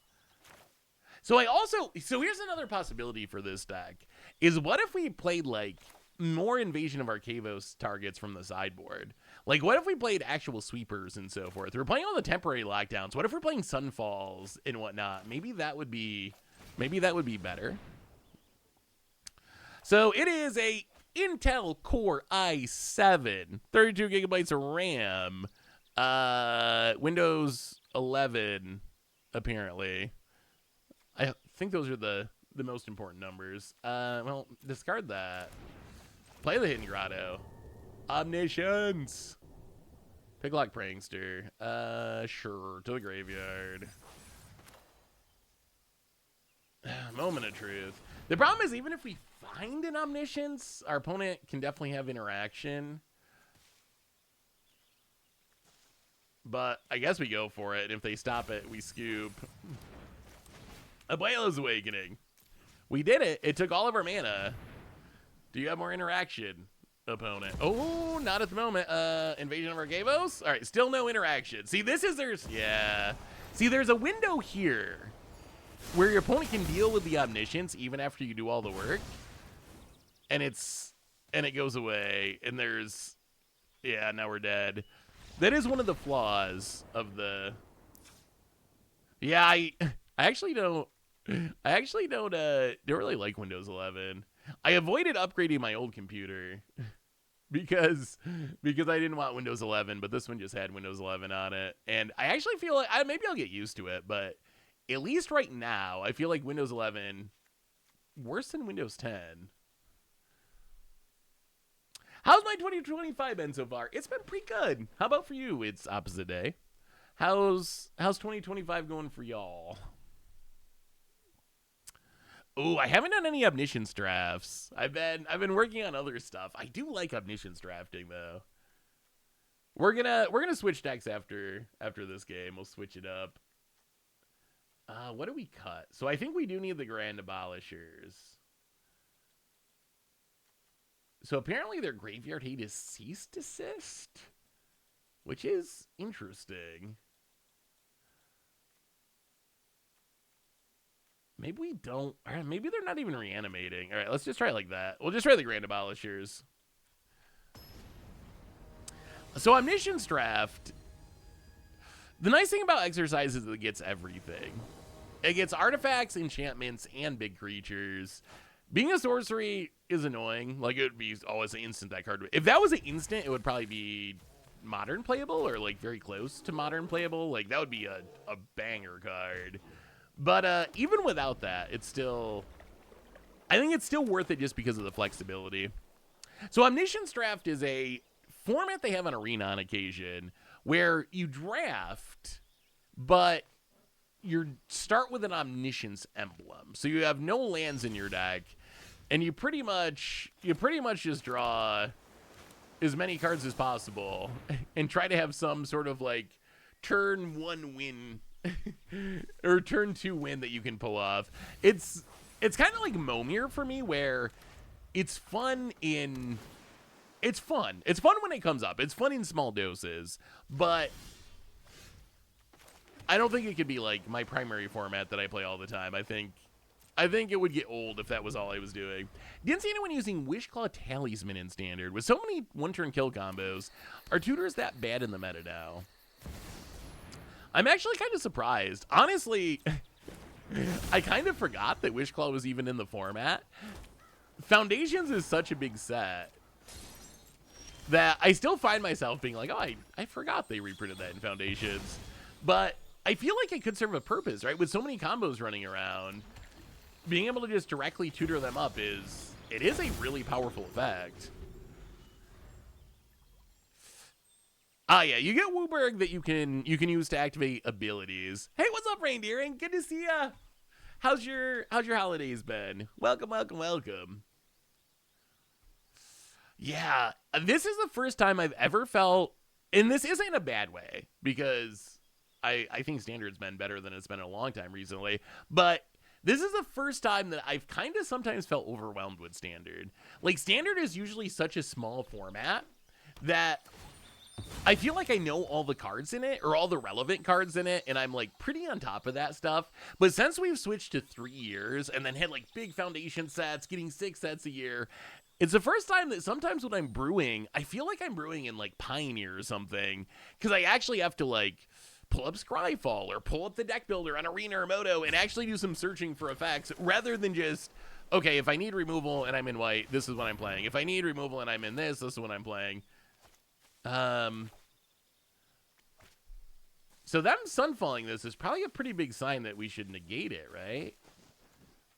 Our opponent's got the fear of the Grand Abolisher. I think we do it. I think it's good enough that it's worth spending our negate here. We draw another Bulio's Awakening. Well, free the Fae. Get us a moment of truth. Moment of truth. Wow, there's some whiffs. I'll take the Hidden Grotto. Mill and mill. Hidden Grotto. We did hit our land drop. Invasion of Arcavos number 3. We probably don't need the third one. I'll hit you. Down 18. Yeah, Foundations is huge. It's 700 cards. Like, when you add in all the standard legal cards with the jump starts and all the random stuff, I think it's like 700 cards. Can you sacrifice Wishclaw with the tutor ability on the stack? Yes. Wait, can you not? Can you not? Let me read Wishclaw. I thought you could. Wishclaw Talisman. 1 tap, remove a wish counter from it. Search your... Oh, yeah, okay. No, I don't think you can. Actually, 1 tap. No, you should be able to, right? Yeah. So 1 tap, remove a wish counter, puts the trigger on the stack. Then with that trigger on the stack, you sack it, and then the search resolves. Yeah, your opponent gaining control of it is not a necessary part of tutoring. So yeah, you can tap it and in response sacrifice it and then tutor. I mean, the easiest way to do it a lot of times is just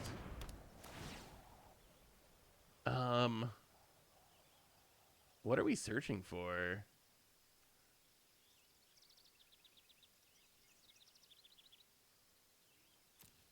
Search library. I guess we just take Confounding Riddle. Yeah, I mean, we need to find the Omniscience. Well, let's get in and hit this Invasion of Arcavos.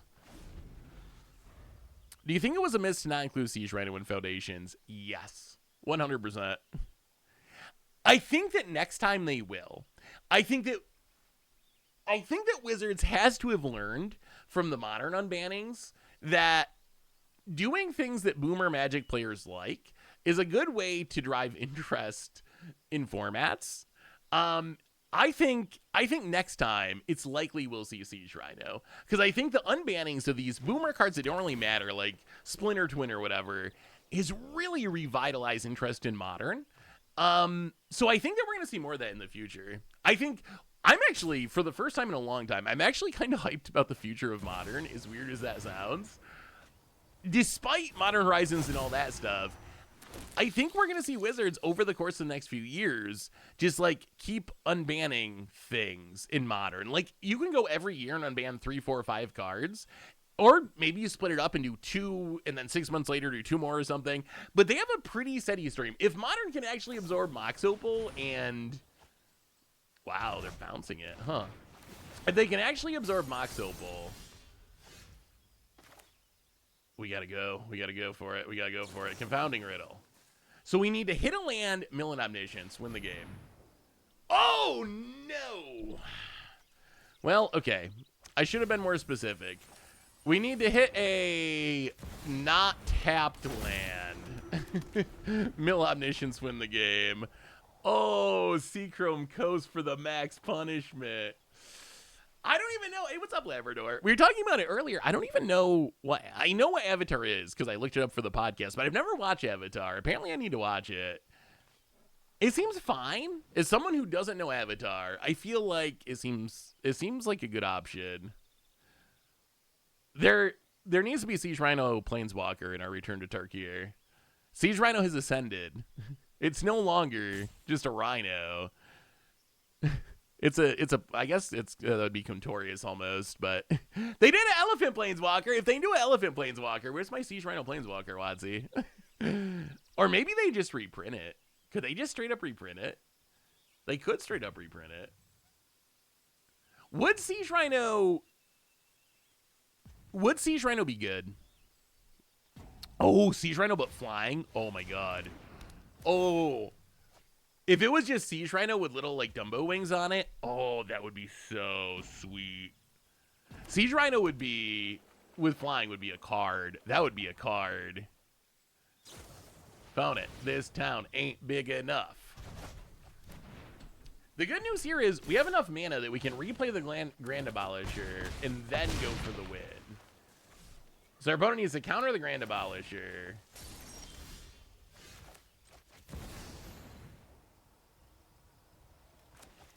So replay Grand Abolisher. Opponent has no more lies. Man, we're going to lose this, aren't we?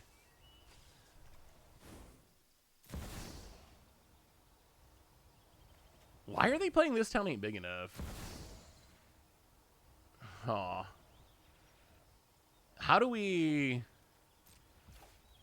An opponent? Boy. Alright, mute you. Missing land drops is actually the death of us here. Man, that's unfortunate.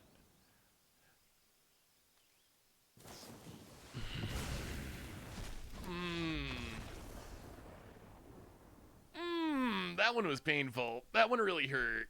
Because we were like, we easily should have won that game. But we were 1 mana short because we missed the land drop. And then we hit the tap land. And then we missed the land drop this turn. Where we could have replayed the second Grand Abolisher. And then Abuelo's Awakening.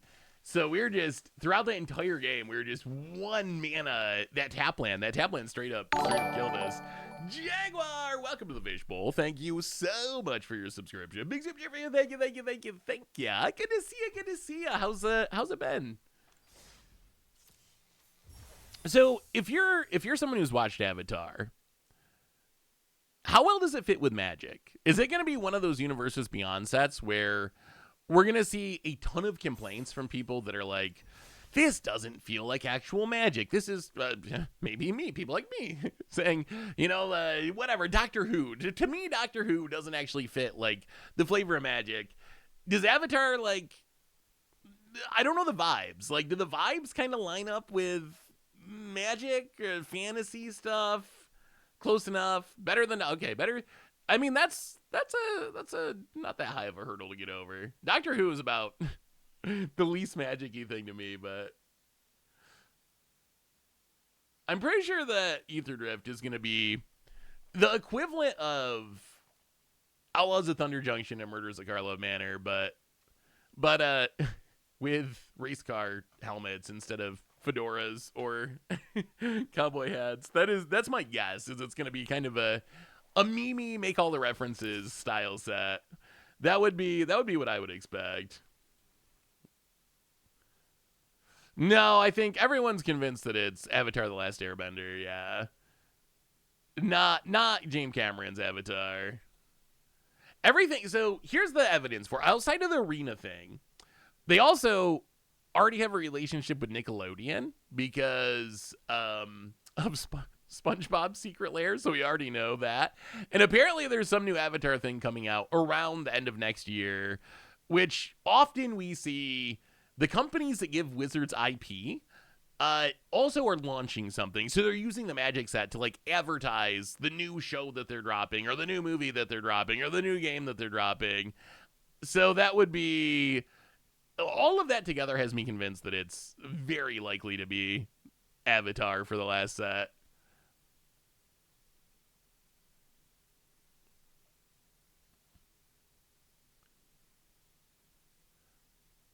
Yeah, it's gonna be interesting. Well, I'm a little nervous to try this deck because we have not been playing against Esper at all, but hopefully we play against some Esper. So this was the deck I put together over the weekend, which is based off of a deck New Mike was playing with Collector's Cage and a bunch of the green-white stuff. But I want to play a bunch of Obstinate Balos and Wiltleaf Lieges because everyone's playing Hopeless Nightmare, and this was just begging to play against the Esper Hopeless Nightmare deck because we get to put our Obstinate Balos or our Wiltleaf Lieges into play for free if we discard them. Otherwise, this deck's pretty good against targeted removal because we have a bunch of creatures that put multiple bodies into play. Sanguine Evangelist, Sandstorm Salvager, Paw Patch Recruiter, Collector's Cage could potentially play a really quick Overlord in the Mistmorse or something. So we're pretty good against removal decks. Not going to be good against Sunfall. Sunfall is the worst, but let's play against some discard, hopefully. And I should update the deck list real quick.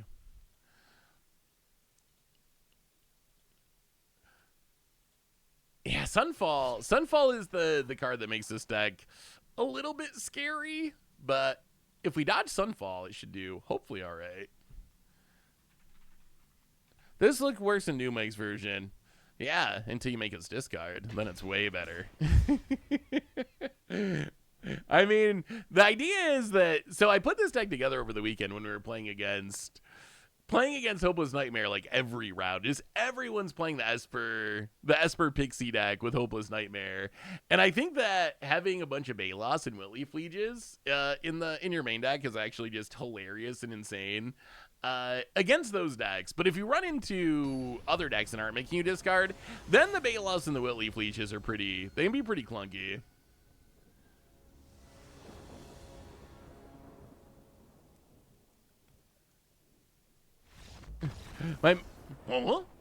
Freebie. Turn 0 win. We did it. Ha. My main takeaway from the Best Against Odds Kill 2024 video is that the closer Seth could get to turning any given game of Magic from a multiplayer game into a single player game, the higher he rates the experience, and so do I. Flawless victories forever. That is actually true. It's so funny. In 1v1 Magic, I actually do kind of view fun as like a zero-sum game, and the more fun that I have, the less fun you're gonna have, like by default. So it is true that I do like monopolizing the fun. Completely the opposite in Commander. If I play in Commander, I want everyone to have fun. That's the exact opposite. But in 1v1, I am kind of like that. I am uber excited for Ether Drift. I am lift excited for Ether Drift. Uber or taxi? I actually kind of like taxis. Like, okay, so if I'm out and about and whatever, then Uber is better, like, than trying to find a taxi. But if I'm like going from an airport to somewhere, I feel like taxi is just easier than Uber. You can just walk right out and get in like the taxi line, and they take you where you need to go. Yeah, all right, we got a Baloth. Make us discard, opponent. Make us discard. Plains, that's not great. That's not discard colors. Well, Llanowar Elves go.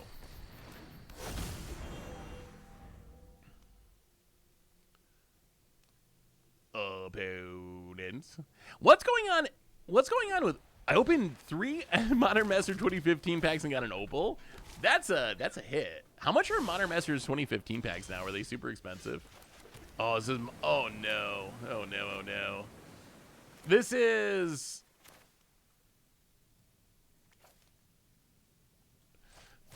This is the nightmare matchup for our deck. Sunfall, no discard, lots of Sunfalls. This is our hopes and dreams being crushed very slowly. $14 a pack isn't that bad. I would have guessed they might have been more than that by now. Opponent, Caretaker's Talent. We can do Collector's Cage stuff if they just don't have it. Well, so we can play Collector's Cage. Hideaway. I guess Sanguine I mean, I guess we just go aggro. Sanguine Evangelist. Put a counter on the Salvager. Play the Evangelist. And hit you a bit. Can we race the Sunfall? Can we win before the Sunfall gets us? Opponent down to 18. Opponent untaps. Plays a land. 1 mana from Sunfall, which is not good. Overlord of the Mistmoors. Yeah. Opponent. Make some flyers. We draw, you get lost. Well, go to combat. Attack, attack, attack. Oh, we're going to get Sunfalled into oblivion here, aren't we? Big attack. Pump the dorks. Opponent 100% has Sunfall. Blocking the Evangelist. This seems so obvious. Hell, okay. Opponent goes to 12. Untaps. And... oh, they have a Biza. Okay. Not a Sunfall, but a Biza. Well, let's blow up the Caretaker's Talent. So our opponent doesn't have the land, I guess? Oh, this is such a tough matchup. Biza, triggers, life, card. Everything but the treasure finds the land for the Sunfall next turn. Yeah, I mean, you can't be opening a $200 card out of three packs. That is about as good as it gets deal-wise. They really need... do you think there's...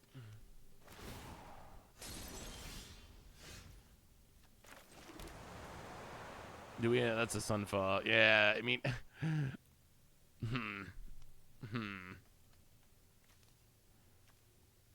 Well, go to combat, attack. I'm actually tempted to just concede. I feel like there's no way we realistically win this game, but it's just going to go on for a long time. The Sunfall being on top is so rough. Do you think there's any chance? So I heard this theory from someone that Wizards unban Mox Opal because they're reprinting an Ether Drift somewhere. Like, they can't be putting it in standard. That would be insane. But they're reprinting on a special sheet or, you know, Amica Invocation, something like that. Do you think, chat, that we're going to get a Mox Opal reprint in Ether Drift? Or, if not an Ether Drift, like, in the next, like, 6 months or something, do you think they have a reprint that's already planned and coming in the near future? I wonder how much they plan that out. I wonder if WotC actually... you would think they would, right? You think they would or should. And if you were, like, running the company, that's how you would want to do it to maximize your profits. But Wizards has such weird communication. I could see the people who unban Mox Opal and the people who, like... decide what's getting reprinted in Ether Drift. Maybe they like never talk to each other or something. I could also see some story like that where it just doesn't make any sense. I sold all my Opals now just in case. Yeah, I feel like Opal. Yeah, we're super dead here. Yeah, I mean, this is actually the matchup that this deck cannot beat. I think that's true of green white in general and green in general. Like, you can do really well against other decks. You just cannot beat the Sunfall decks. The Sunfall decks are just nightmarish. Well, all of our Wet Leaf Leeches don't do anything. Like, there's no discard in this match, so our plan is kind of ruined for the time being. Ruined. I feel like Mox Opal is a card that historically, when it gets reprinted, it goes down and then back up. Why is this only showing? Okay, there we go. So, Modern Masters 2015, Opal with... I swear that back in 2014, 2015, I guess that was 10 years ago now. That's kind of wild. But I feel like Mox Opal being $58 was really expensive at the time, and it needed a reprint. So it got reprinted. and Double Masters 2015 went from 50 to 36, so it dropped a little bit. But then it relatively quickly climbed back up to 60, climbed up to 100. So this is around when it got banned, right? Right after Urza got printed, it was 115. Getting banned, it dropped back down to 40-ish. And now it's all the way up near 200. Maybe it's just not sustainable. Like, is $190 a realistic price for a card in Modern? Like, is there any price where people will stop buying it? Or do Magic players do we just have unlimited money?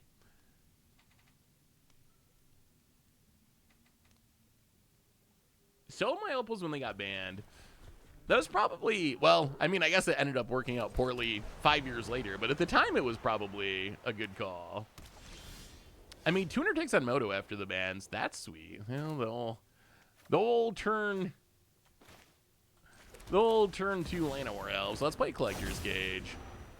Hideaway, I guess a Sandstone Salvager. Yeah, back when, remember the Goyf drama where it was getting rare drafted and everyone got salty about it? Back when Tarmogoyf was the most expensive card. Yeah, Goyfs are $200, you're right. It wasn't good. People weren't happy about Goyfs being $200, but you are correct that they were. Mox Opal is like one of the biggest barriers, I think, to entering Modern at the moment. New to MTG, wondering how many cards people actually have. Oh boy. You don't even want to know, hey Waza. So over here there's a closet that is just full of cards that I will probably never look through and probably should figure out a way to donate. Then the next room over is kind of just scattered with cards everywhere. There's the box here, there's 3 boxes.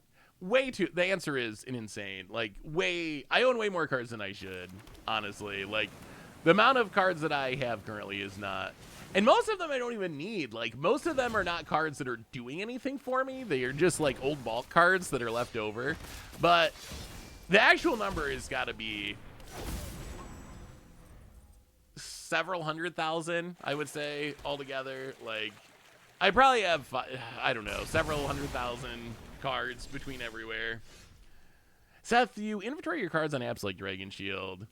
I should, but no. I have no organization over my collection. I know that closet's full of the bulk. Those are the cards that I just don't even think about. They don't even count. I'll never use them for anything. That room has cards that are kind of meaningful, and then the cards in my office area are usually stuff I'm using like for Commander Clash or building deck with. Do you still have to spend a lot of money to keep up with new sets and stuff? If you want to. It depends on what you're playing, Haywa. So, like, if I want to play a new standard deck or modern deck, I'm probably going to have to buy cards from the new set. On the other hand, I could probably play with what I have now for Commander for the rest of my life. I would still be tempted to, like, oh, here's a cool new card that is, I'm excited by and I want to try it. Like, that would still be a thing, but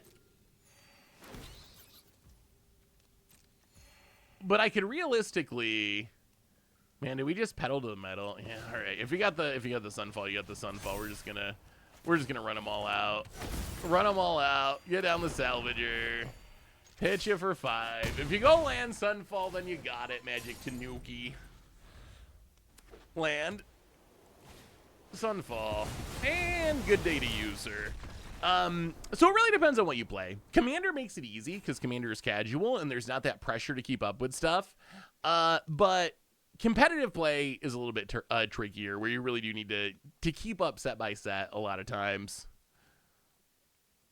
That is the nice thing. That's one of the reasons I don't get rid of my bulk, is I feel like, especially in the Commander era, we've just seen so many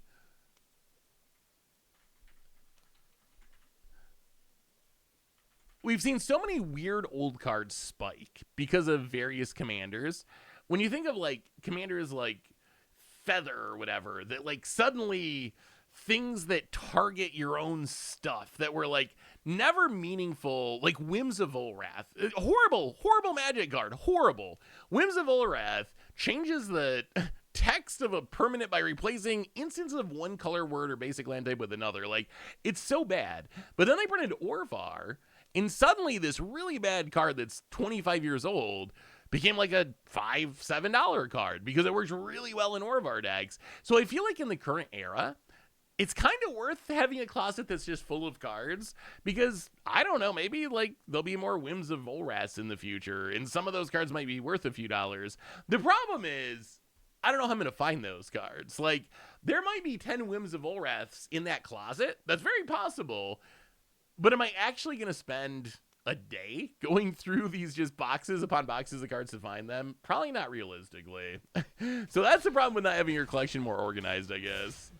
Yeah, that's the search. The search is the problem. Like, that happens to be so much building Commander Clash decks where it's like, I know I have a copy of this card, but it's going to take me like 4 hours to try to find it. It probably makes more sense for me to just order another copy rather than spending like, I could record a whole like gameplay video in that amount of time. It probably makes more sense for me to just buy another copy than try to search for it.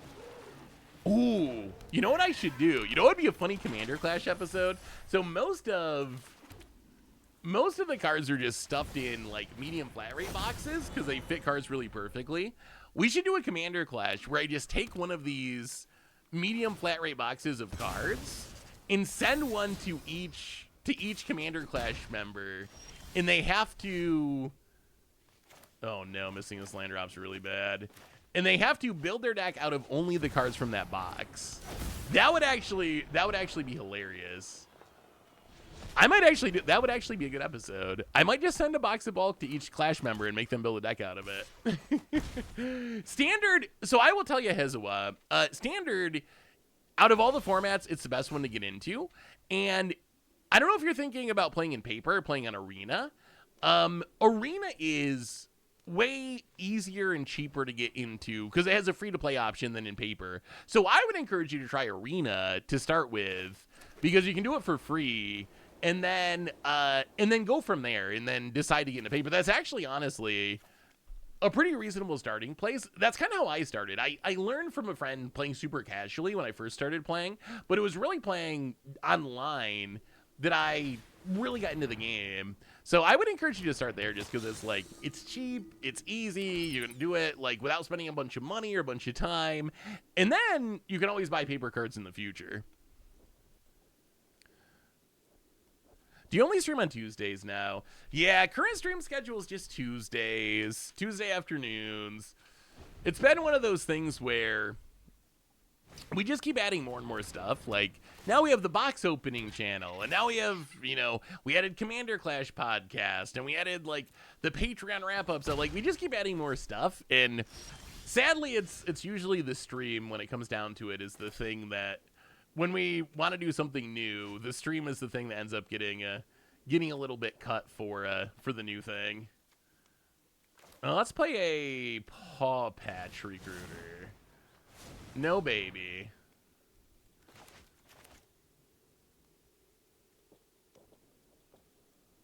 About it. Let's say resolve. Okay, so we can cage at instant speed, right? We can. So go to combat, attack, pump.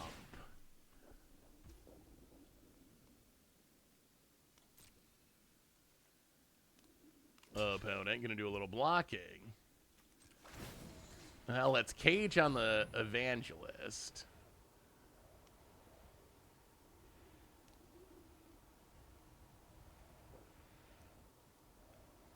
I mean, if they kill it, it's not the end of the... Oh, this town. Okay. So this town... Oh, we still get to do it. That's actually hilarious. Counter on the bat. So we still have creatures of 3 different... Wait! We have creatures of 3 different powers. 1, 2, 3. Why do we not get to... Oh, because the ability fizzled. I see. Since the counter didn't resolve, it didn't work. All right, opponent hits us. Ooh, a lore channel. See, we need a lore person. A lore channel would be awesome. The other thing that I would like to do more of is limited. I feel like limited's different than it used to be. I feel like in the past, I think limited was less popular.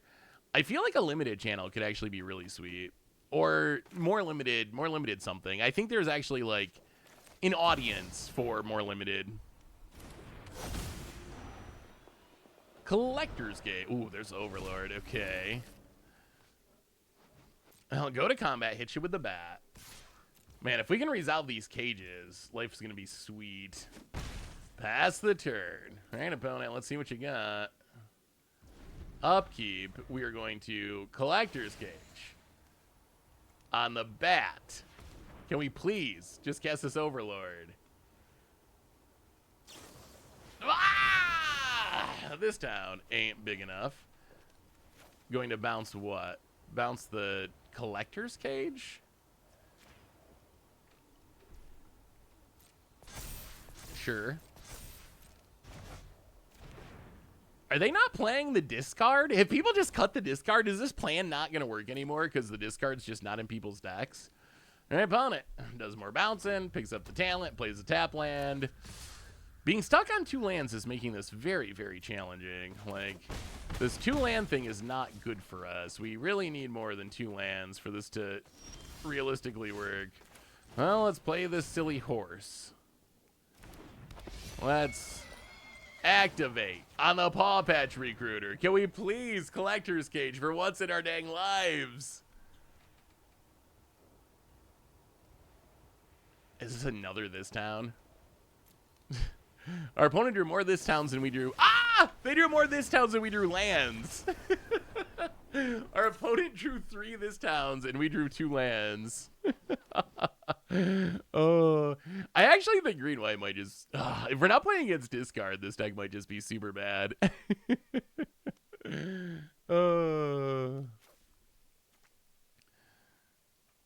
So many this towns. That card is everywhere.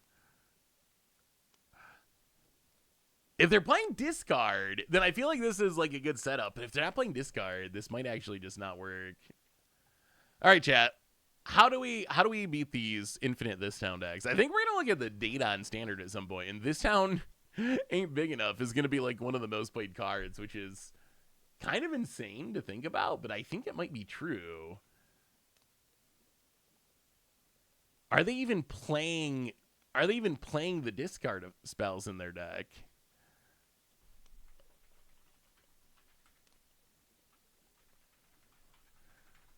So I imagine this is Dimir enchantments. I feel like normally they have Hopeless Nightmare, right? They got to. We're gonna keep it. We're gonna keep it in trust. That game we just didn't draw enough lands, but we should be fine. You know what? We're just gonna run it back. We're just running it back. Ward, yeah, Ward is good against this town. I feel like Mono White Tokens is actually, like, legitimately just one of the best decks in the format right now. I feel like it's good against the aggro decks. I feel like it's good against... I think it's just good against everyone. Like, I think if you play Mono White Control or Mono White Tokens well, I think you can go over the top of, like, the ramp decks. Like, you can just outlast them.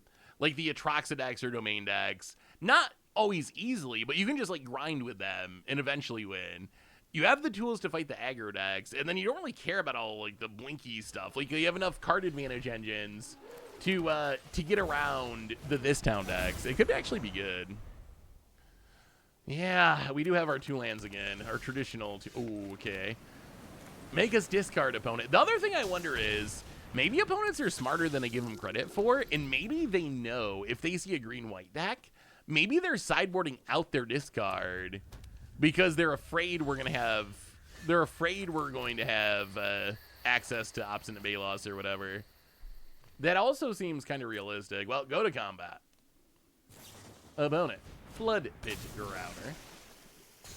Gonna tap down the Evangelist. Well, get in, hit ya. Play another one.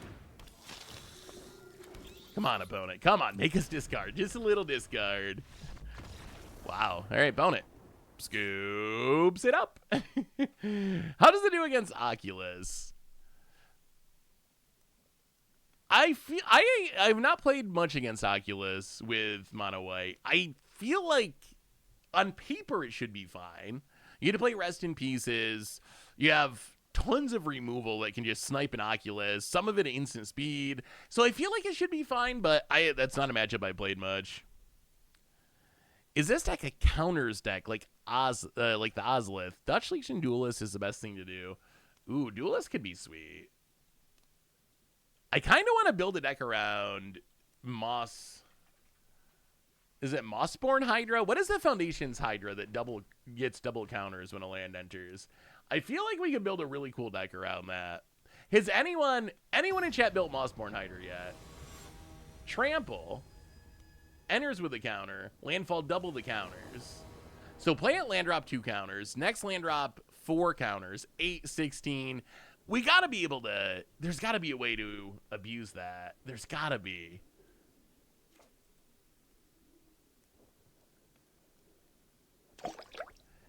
Hey Waza! Welcome to the stream. Welcome to the Fishbowl. Big soup shoot for you. So hey Waza, how long have you been playing for? You said you were a newish player. Are you playing online? Are you playing in paper? Or are you just literally like brand new and just thinking about getting into the game? Do we keep this? Sand has no threats. Got a lot of removal and no threats. It does have a cage, but no creatures. I guess we have a Murex. You know what? I think we mulligan this. Whew, all right, triple evangelist. Yeah, all right, let's go. Actually, let's just keep all the evangelists and keep the shelter by ghosts. Bloomburrow? Oh, cool. So what made you start? Well, how did you have like friends that played, or I don't know, you saw a Twitch stream? What made you be like, I'm gonna play Magic the Gathering now? Oh, I see. You used to. I see. So Bloomburrow kind of brought you back into the game. Yeah, that's pretty normal. I feel like a lot of Magic players I know. Man, Llanowar on turn 2 again. Llanowar's so good at coming off the top 1 turn too late.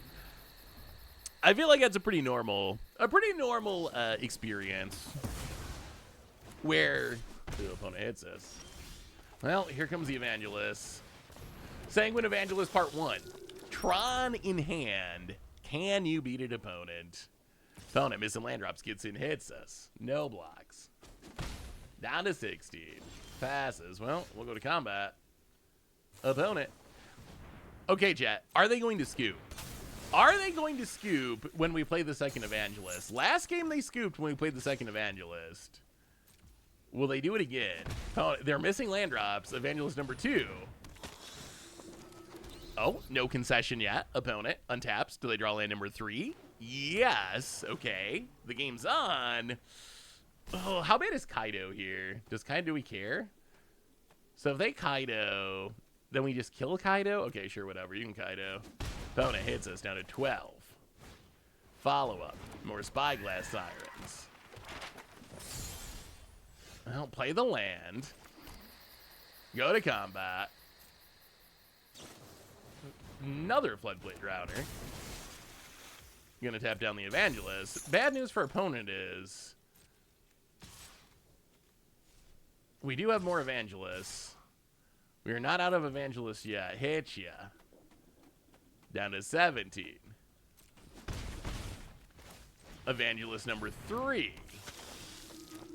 Llanowar. Go. Alright, opponent. Alright, opponent. We can stop tapping our stuff. We have not played against any discard. Opponent gonna cut down the Evangelist. Okay. That gives us a bat, though. Opponent gonna go attacking. Well, block you. Block you. You know what? Block you too. Let's block. Clean up the board a bit. Get rid of these drowners. Eventually we can gain back some life with Sheltered by Ghost. Ooh. Ooh. How about a little cage action? Collector's Cage. That's what we wanted to see. Overlord of the Mistmores. Go to combat. Swing. Pump. Down to 11. Go. Yeah, triple Sanguine Evangelist actually kind of good. You know, Seth, when we say Tron, mean combining of 3 things of stuff. Now we need to worry about Tron being a reference for one of the bikes in cyberspace come Ether Drift. That is true. There could actually be a Tron card. You're right. Opponent, mills of this town ain't big enough. I feel like I want to use Tron in real life to refer to 3 of something, but I don't think anyone would understand what I was talking about. Opponent, do you have removal? I mean, if our opponent doesn't have something here, this Overlord is going to end them, I believe. Oh, this town. Bounce and bounce. That's fine. That's fine. That's fine. So, an opponent scoops it up. Yeah, Tron is a reference to Voltron, which is a reference to TV, right? Wasn't it a TV show? I'm pretty sure. I just want to discard one Baloth, just one Baloth. Can we discard just a single Baloth to a discard spell and get it for free? That's all we want. Hey Seth, been loving the YouTube channel. First time catching this stream. Was wondering if you wanted to look at this goofy brew I made. I do love me some goofy brews. Been obsessed with building around blue ley line in standard, and this is my fave so far. I know it can be improved. Pretty start for wild cards. Curious what you think. Let me take a ooh. All will be Praetor, eh? Oh, that's a good name, good deck name. You got me. So we want to turn everything into Praetor with Leyline of Transformation. Turn everything into Praetor with Leyline of Transformation. So then Phyrexian Sensor pops off.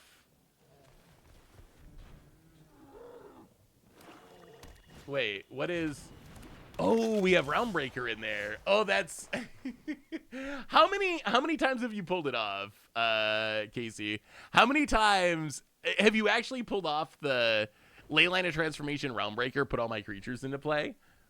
And then you can get Elishnorn to double your ETB, so you get like double removal. That actually looks hilarious. I like it. I do like it. Well, let's just Huskwood Verge and play a Paw Paw. That actually looks super fun. I might have to try it sometime. We played Infinite Merfolk that had Leyline of Transformation, but we haven't played many Leyline of Transformation decks. It is a pretty good against the odds card. Found it. Deep Cavern Bat. Well, thankfully, man, what happened to Bats? Remember when Bats, right after Bloomburrow or Dustmorn, like Orzhov, kind of life-gainy Bats was a real thing? I have not seen that deck in a minute. That deck kind of died. Well, play the land. Go to combat. Get in with the Paw Patch. If our opponent wants to trade, that's fine. Then we have 2 get lost. Opponent takes it. Speaking of Chandra, why didn't we get a Chandra Flipwalker in Pioneer Masters, but every other Flipwalker? That is a good question. I do not have a good answer. I don't know. It is very odd that they did not put that in there. I think you can argue that Chandra... Ooh, that's unfortunate. I think you could argue that Chandra might be the worst of the cycle. Like, my guess is this. My guess is Wizards... All right. I mean, Paw Paw. My guess is when we heard Wizards talk about the Pioneer Masters set, they made it sound like a big part of their criteria were cards that were having success in tournaments in the last like year or something. And Chandra just never really saw play anywhere. So I almost wonder if they just left it out. Jeez, that's a blowout. Almost wonder if they just left it out because of that. Okay, that's not the worst. Then maybe they left it out just because it isn't a very playable card. I think it's the worst of the cycle, right? Kytheon has seen competitive play. Kytheon sees competitive play. JC has competitive play. Nissa has seen fringe competitive play. What one am I missing? Jace is blue. Pythion's white. Chandra's red. Green is Nissa. Liliana. Liliana seemed like fringe prey. Like not a ton of. Oh man, this is the matchup. This is the matchup are we gonna lose to the matchup we've been waiting for? I'm going to cry. We literally have so many cards in our deck that are specifically good against our opponent playing discard spells, and our opponent's playing a discard deck, and we're losing at the moment. There's no way we're gonna lose to this deck. There is no way. We're actually, okay, game two. Game 2 is going to be good. Game 2, this is a matchup we've been waiting for. We're finally going to see the goodies. Do we block this? We're at 12. Yeah, I mean, I guess. Block it. Get a bat. Pound it. Zach hasn't been very good at hitting its land drops. Chandra is just as playable as Lily. Is it? Opponent's going to level up the Bandit's Tail, start drawing extra cards. We draw a useless Llanowar. Well, get in for one. Yeah, if we lose to this deck, this deck's just dead. We're done. It's over. It's over. Yeah, I mean, Liliana doesn't see much play, but I feel like there's been Liliana decks that have seen play in the past. But maybe that's not even Wizards' logic. Maybe Wizards just doesn't even care. Like, maybe it doesn't matter. What do you got about it? I mean, flashback the Ruthless Negotiations. All right, they're going to Mudflat Village. Get back the Thought Stalker Warlock. Yeah, I don't think we can beat this Bandit's Talent drawing 2 cards a turn. Make us discard the Llanowar. Can get back the Forsaken Miner. And Paw Patch. Yeah, all right. Let's we have to beat this deck. If we don't beat this deck, it's over with. We have literally 8 cards that specifically punish discard. Like, very specifically are good against exactly what our opponent's doing. If that's not good enough, I do not know what this deck's about. Oh, Magic Gods. Come on, Magic Gods. Oh, we got to get some sweet free value here. So I guess their bats can get around it. The Hostile Negotiations can kind of get around it because it's not real discard. Yeah, maybe we just try something like that. All right, here we go.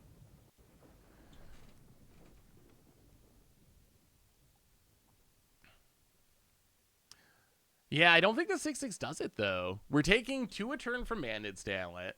We got nothing on board. They're drawing 2 extra cards every turn. I don't think there's a realistic... I mean, I guess we could have waited out a couple more turns, but I don't really see a realistic way of getting back in the game.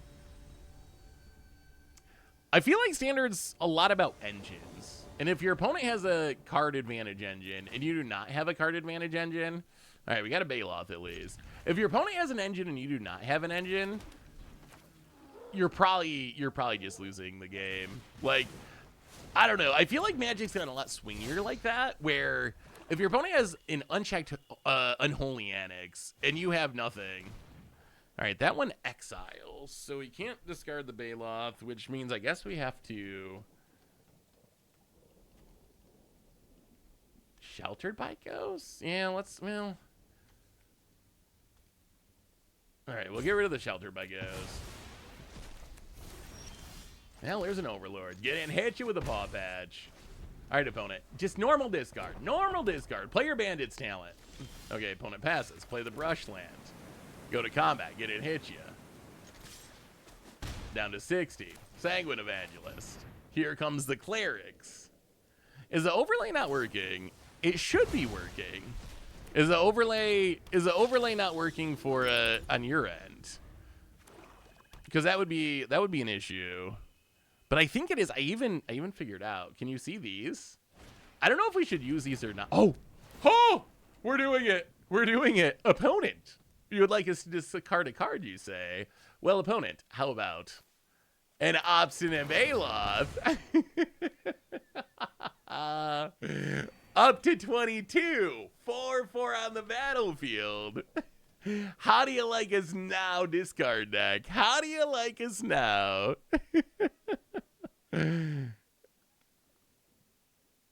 About it. Passing. Well, we're gonna go to combat, do a little attacking. Opponent going to exile the Evangelist. Okay, we'll hit you for 5. And I think we just paw patch with a baby over the Evangelist. It isn't working on the right side. Huh. I'm sorry. I guess I'll have to look into it then. It should be working as far as I know. But I guess I'll have to look into it. Probably not going to be able to fix it this stream. But I will try to look into it and make sure it's working for the next one. Thanks for bringing it up, because I just thought it was working. Well, get in, hit you. Found it. Down to 3. Sanguine Evangelist.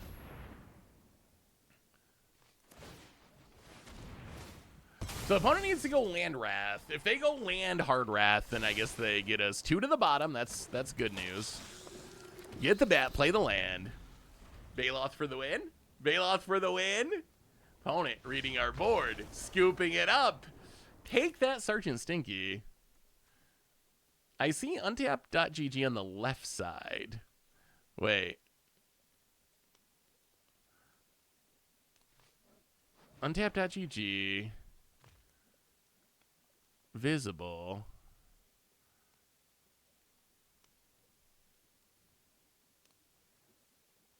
Huh. Yeah, I don't know. I'm guessing I must have messed something up installing the new computer. I don't know exactly what, but I must have done something wrong. So I'll have to look into it and see if I can figure out something for next time. Deck, yeah, it's just weird that it's not working because I don't know why it's not working. Yeah, I'll have to look into it. Sorry about that not working. But I'll figure it out for next time. I'm not sure. It's just throwing me off because it seems like it's working on my end. Like it says I updated it this morning. It's got all this stuff. It says that it's on and it's enabled. So I don't know why. So I don't know why it's not. It seems like it just should be. Maybe it's... No, that's this thing, the show the deck window. The deck thing is kind of cool. I don't know if I want to use it all the time, but it is a nice feature that we never use. Wow, that's a lot of Wiltleaf Lieges. This is the dream. This is the dream. Opponent. Duresses. Whiffs. That's actually bad for us because it means that our opponent knows about all the Wiltleaf Lieges. I don't know if they can avoid playing discard, but they might try to avoid playing discard. Stab. Well, let's play a paw patch. Can't do anything else. White mana. We need some white mana. The untap.gg, not, that is untap.gg, not the gold. Wait, what? Over? What overlay is not working? Now I'm a little confused. So you should be able to !deck in the chat will pull up the deck list. So that part works. Opponent, come on. You gotta... I love this situation. Our opponent, they gotta have a bunch of discard in hand, right? They gotta have a bunch of discard in hand, but they just can't cast the cards in their deck because of our hand. This is as satisfying as I hoped. This is as good as I hoped. We have essentially built a prison deck by playing so many Wiltleaf Lieges that our opponent just is unable to execute their game plan. They just can't do it. If they do it, they die. Opponent, how's your Bandit's talent doing, buddy? Where's your Bandit's talent at? Where's that Bandit's talent? Come on, opponent. Come on, you got it's your game plan. You can level it up. Think of all the value. Think of all the value. Found it. Gets in with a miner. It says, sure. Down to 18. About it.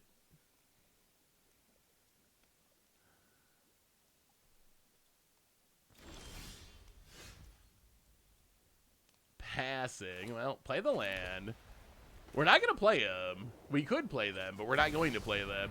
I think it's better to just not play them and just know that our opponent can never cast discard without dying. Oh, so good. Found it. Down to 4. All right, opponent. Come on. Just cast a discard spell. Just cast one. Just one. Oh, you don't want to go out without casting. Oh, no, don't. Okay, good game, but don't scoop. Cast. Oh, well, I guess that was mission successful. I don't think it's going to get any better. I don't know if it's going to get any better than that. I don't know if it's going to get any better than this deck versus the discard deck. That might be the peak. That might be the peak for green-white. Oh, that's actually kind of hilarious. Got him. I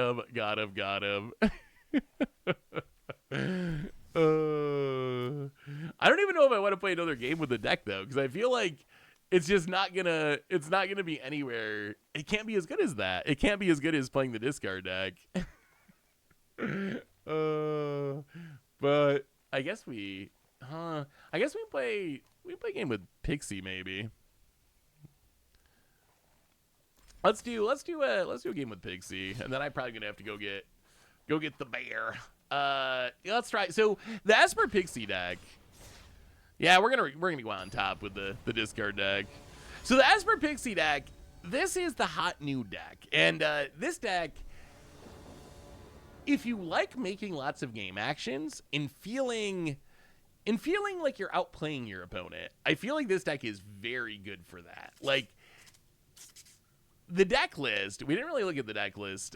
If you look at the deck list,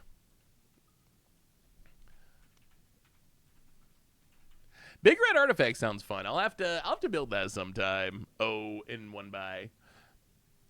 Yeah, this deck is incredibly obnoxious to play against. I think. So if you play against it, this is why we're playing the Whitley Fleege Obstinate Baloth deck, is specifically to target this deck, not discard. But the idea of this deck is just to create essentially like a infinite value, not infinite in the sense of like a combo, but just like this incredibly grindy loop of value that is really, really difficult for decks to keep up with. So, opponent, Hopeless Nightmare. Sure, we will discard, I guess, a Hopeless Nightmare. I'll play a land Storm Chaser Stanley. We just want to play all these enchantments that generate value when they enter the battlefield, and then pick them back up and reuse them, and eventually hope that that leads to us winning the game, which a lot of times it does. So let's Spiteful Hexmage, put the roll on the Otter, and then go to combat, get in for 1. Catch ya, Nurturing Pixie. Pick up the Storm Chaser's talent, so we can play it again next turn. And this is why this town makes light, or this town ain't big enough, has become such a popular card, is because it synergizes so well with the Storm Chaser's talent. Oh, and the Hopeless Nightmare. Well, play the land, Storm Chaser's talent, make a 1/1. Trigger Prowess. Yeah, if you like that style of deck, I mean, I actually think the deck's pretty cool. I like decks that are kind of unfun to play against. so it's kind of right up my alley. I feel like this deck's going to be really popular among, like, a certain subset of players. I feel like this is, like, the ultimate, like, pro deck. If you're the kind of Magic player who wants to, like, feel like you're outsmarting your opponents or whatever, I feel like this is, or if you're, like, someone who's a pro and really good at Magic, and you feel like I can eke out all these little advantages because I can just make decisions better than my opponent. So I want to play a deck that makes as many decisions as possible, because each decision I make is going to be better than the decision they make. So slowly I'm going to gain value by just outplaying my opponent. This is a perfect deck for that. It's like kind of the opposite of like Gruul, where Gruul is just, Gruul's opposite. You're just like, I'm going to play Light Lane or Resonance, and I'm going to cast Pump Spells, and you're probably going to die on turn 2, and if you deal with it, then I guess you got me. I'm surprised we haven't seen more Leyline. I felt like Leyline was going to make a comeback because of this tournament, where it was actually Leyline Gruul that won the entire thing. I was thinking we were going to see a comeback and see it on the ladder a lot, but we haven't really seen it yet. Why does Richard not stream ever? Richard isn't really a content. He's not really a content guy, honestly. Kind of lucky to have him doing podcasts and stuff. But Richard is kind of like, he's always been like the back end guy. He likes the programming and that end of stuff. I don't think ever really, as far as I know at least, ever really had a desire to like stream and make content, but we kind of roped him into it with Commander Clash and podcasts and stuff like that because we needed another person. But yeah, I think that's just not really something Richard's super interested in, as far as I know at least. So next season Clash, Crimothy, dear friend Crim, gets to return, which will be fun. Some of Crim's playstyle drives me crazy, but I also always have fun playing with Crim. That's the great thing about Crim. Like, yes, his playstyle, it's miserable in a way that I actually find miserable just with all the control decks. Like, his favorite playstyle. But he's just such a fun... He's just... always has such a good attitude about it. That's the thing I appreciate the most about Crim is he can like play an archenemy deck, be the archenemy, get absolutely just taken out of a game, and still be joking and have a smile on his face, which that is a pretty rare and good skill to have.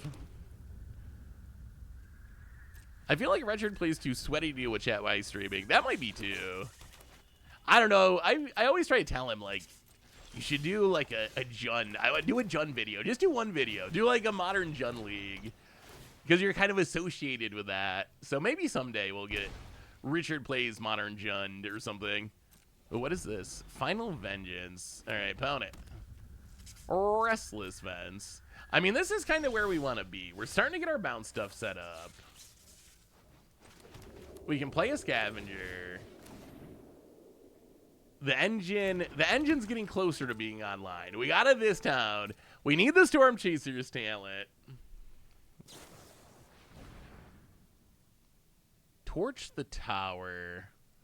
Do we care about... Yeah, I guess we're going to let this go.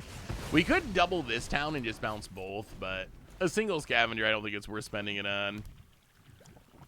About it. Passing. Have you ever done something where you decide the colors of each other's deck? Oh, another one. That's kind of insane. Have you ever done something where you decide the colors of each other's decks? I don't know if we've ever done that specifically. So we've done, like, build decks for each other. We've done, like, build troll decks for each other. I don't know if we've ever been, like... We've definitely given each other cards to build around. We actually just did an episode not that long ago where, like, I made Phil build around Door to Nothingness, and Richard made me build around Strixhaven Stadium. So we've done some stuff like that, but I don't know if we've ever done colors in specific. That could actually be a cool idea. Ooh. Oh, this is insane. Watch this. Hopeless Nightmare. This is not the main plan of the deck, but this is so brutal, I think we have to do it. So we Hopeless Nightmare you. We play Underground River. We play this town. We bounce both Hopeless Nightmares. We will play Hopeless Nightmare.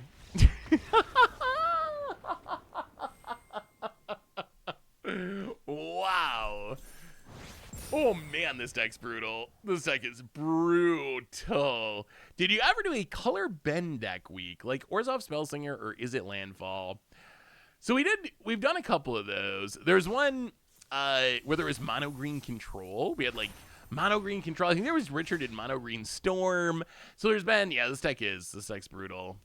This deck is brutal. Luckily, it's very synergistic, but it doesn't have many just like rawly powerful cards. I think I think it was Crib on the podcast that reminded him of fairies from like Lorwyn Standard forever ago, 20 years ago now.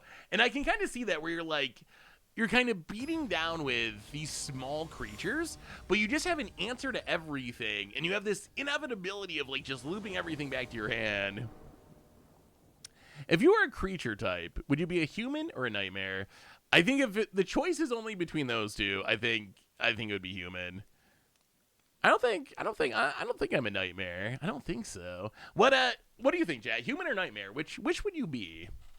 Actually, what if we open it up? What if you can be any magic creature type? Which one would you be? I might be... Who has the best beard? See, dwarves are too small. I'm too big to be a dwarf because they're too small. But they do have a good beard game. What's big? What's big and bearded? There's gotta be something big and bearded in Magic. I rewatched a lot of the Teaching Arena Zoomers. Okay, maybe I am a nightmare. When you put it that way, on second thought, perhaps I am actually a nightmare. Hans isn't a creature type. Hey, Lemons Aid. Thank you for the raid. Welcome, welcome, Lemons Raiders. Howdy, howdy, howdy. Hopefully y'all had a wonderful stream. Thanks for swinging by. Good to see you, good to see you. Well, Optimistic Scavenger. Ooh. All right, opponent. I'm telling you, Mono White. I feel like Mono White is legit the secret to this metagame. I feel like it's legit the best, like the best deck that isn't that heavily played. Well, let's play a Storm Chaser's talent, play a Spiteful Hex Mage. I mean, we can kind of go aggro here. I wish we had that land that we had to put to the bottom. But, well, grow the Scavengers. Get in. Hit ya.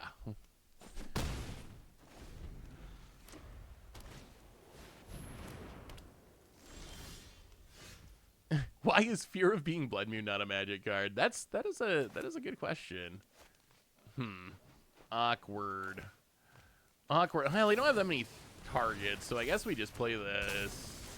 At this point, I feel like we're kind of in try to kill you before you Sunfall mode. I don't know if we can do it. Hit you down to 8. So the turn after this is the Sunfall turn, theoretically. If they have Biza here, it's going to be... All right, Overlord of the Mistborn's also good. Fauna gets to draw a card, getting their engine set up. Unimpens. We do not draw land. We don't believe in such things. Storm Chaser's talent. Trigger Prowess. Grow the Scavenger. Storm Chaser's talent. Trigger Prowess.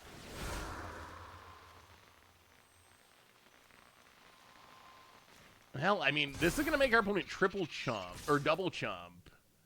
So they have to double chump. If they have Sunfall, though, it still all goes for nothing. Found it. Land.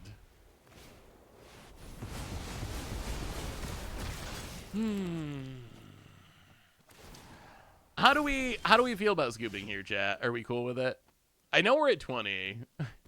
I know we're at 20 and they're at 4. But I'm pretty sure this game ended, right? Like, from all intents and purposes, the game just ended. Yeah, we're gonna scoop. Like, our opponent has gained control of the game. That's their job.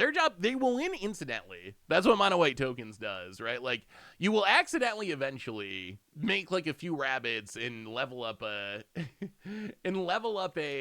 caretaker's talent, and you'll win just by accident. So their job isn't really to get our life total to 0 as much as it is to gain control of the game. And I think they did that there. I think they gained control of the game. Man, Sunfall is such a blowout. Such a blowout. We don't even have great answers. I guess No More Lies does something. Like, it's kind of sort of something.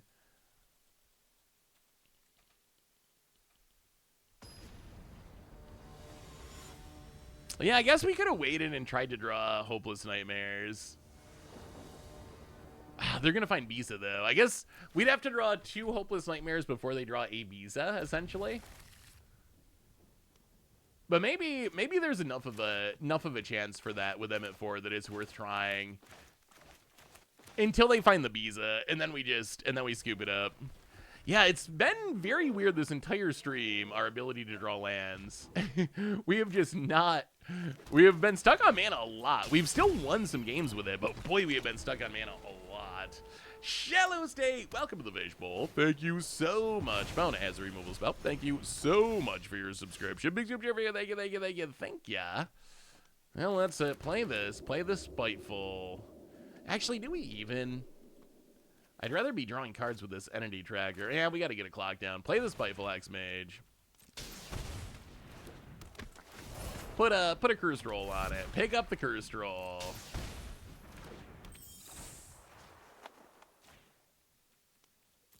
And, I mean, 5 power on the battlefield. Opponent. Passing. Ooh, all right. We might be able to do the tempo thing here. Get in, hit ya. 2 counters and entity tracker. Might be enough. That might be enough. Opponent. We actually have answers to the Sunfalls. Plays a land. Split up. Well, we got to counter that. Not a part of our plan for this game. Well, let's go to combat. Hit ya. Down to 10. Can we close it out? Opponent. Happy scoops here to you. Opponent's going to play an Overlord of the Mistmoors.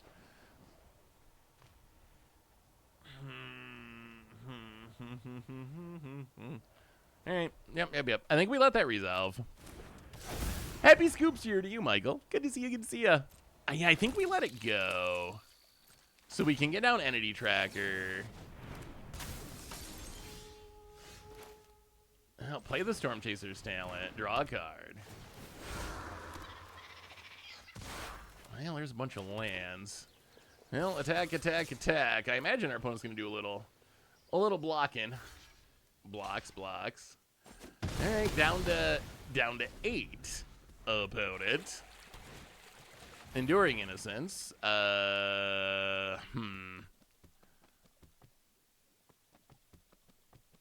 Yeah, I think we actually have to counter that, unfortunately. Counter the Enduring Innocence. The lifelink throws off the math of this race. Oh, you got another removal spell? That's awkward. Get lost, okay.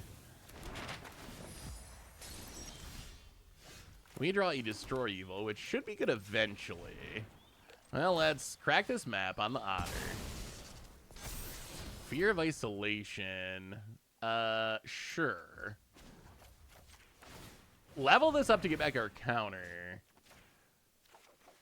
Hit you for 2. Down to 6. It's going to be close. This is going to be a close one. Opponent.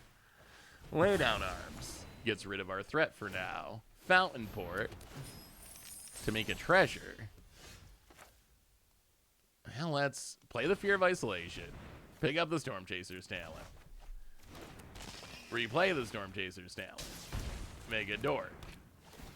I feel like our opponent has the Sunfall, but they need to be able to pay for the No More Lies, and that's why they're making treasures, maybe? Well, Overlord. You gotta die. Come on, deck. Oh, Seachrome. If this was untapped, we could get back the counter. Well, let's crack the map. This is gonna be close. Crack the map on the. Actually, no. We gotta put it on the Fear of Isolation. This is a 3-color deck. All right, Fear of Isolation to the graveyard. Go to combat. Hit ya. Opponent. Token. Down to 5. Blocks. Okay. Down to 2. Hold. Opponent untaps. Land. Fear of Isolation? Is it getting there? Opponent. Get a Desperation sack a token to draw. We got a counter in hand. They need to be able to pay for the No More Lies. All right, Get Lost does let them pay for the No More Lies. Sure. Well, Fear of Isolation down. Man, we were so close. We draw another land. Well, I mean, I guess we level this up. Get back a Destroy Evil. Play the land past the turn. Joe Kimboza, welcome to the Fishbowl. Thank you so much for your subscription. Big soup cheer for you. Thank you, thank you, thank you. Oh, that's a good one. Archangel Elspeth.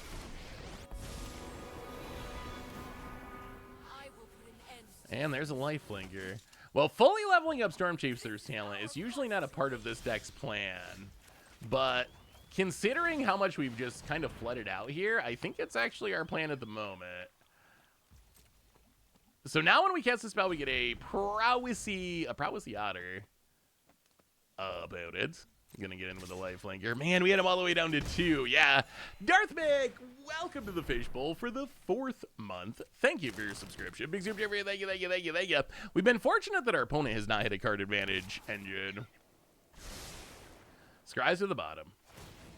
Meg's a life flanker. Well, Optimistic Scavenger. Crack a map. Okay, we'll keep a Storm Chaser's talent, I guess. Crack a map. Pass the turd. Where's all of our this towns? So we have not found any this towns. Found it. Carrot cake. Up to 6. Wow, we were like a turn away from having them dead. Palau, welcome to the Fishbowl for the Poly Owl. Oh, Poly Owl. That makes way more sense. Poly Owl. I pronounced your name perhaps slightly correctly for the first time. Welcome back to the Fishbowl. Thank you so much for your subscription, and apologies for the 9 months of probably calling you Palau or something like that. Something different than Poly Owl for sure. Big super cheer for you. Thank you, thank you, thank you, thank you. Found it. And more life linkers. And goes attacking. Well, he will block. Elspeth Smite, sure.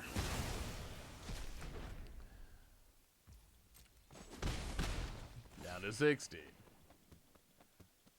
Man, I thought we had a chance this game too, but looking less likely.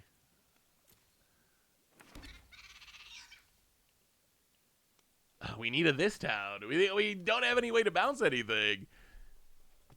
Hell, we get an otter. An otter is better than nothing, I guess. Very slightly better than nothing. Opponent's going to make a treasure token. I guess we just got to cast this No More Lives at some point because our opponent has so much mana, it's never going to do anything. I kind of feel like Negate's probably better than this in this deck. Like, our job is to stop the job of the counter is to stop the Sunfall effects, right? So I feel like the upside of maybe hitting a creature, we're not going to bring this in against decks that are creature decks most likely.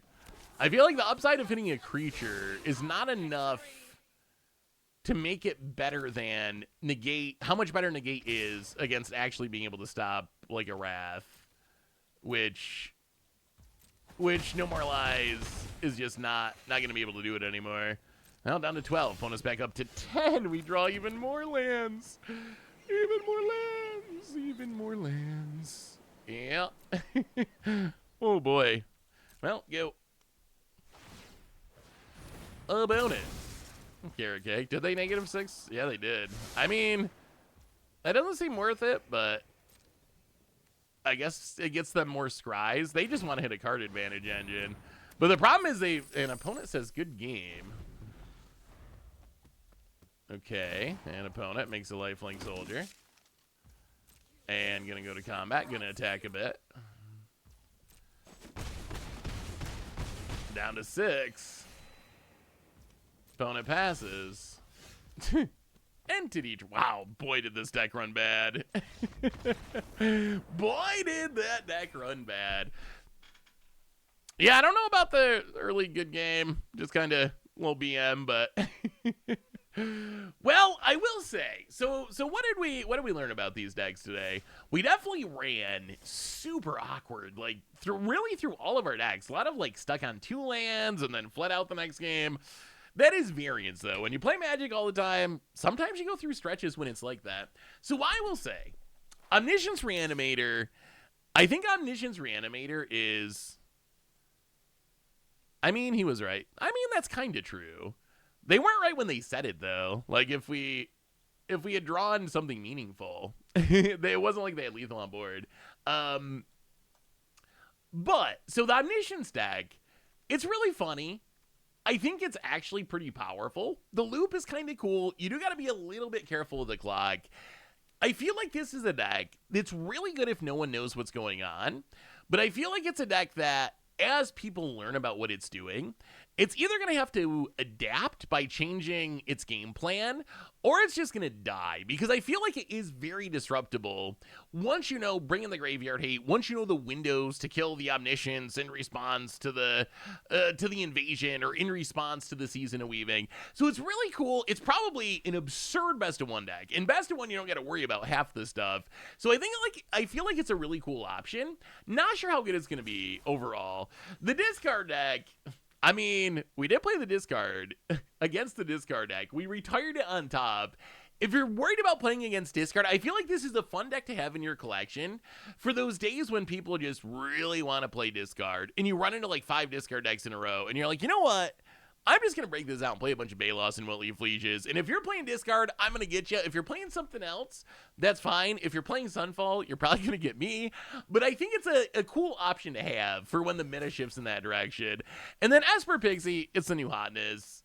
We ran awkwardly the last game, but the deck, it can really grind. Once you get This Town Ain't Big Enough going with the Storm Chasers talent, you essentially have like an infinite value loop, and you throw in an entity tracker and you're drawing cards, or Defiler Crypt and you're making zombies. So it really gets out of control once you get it set up.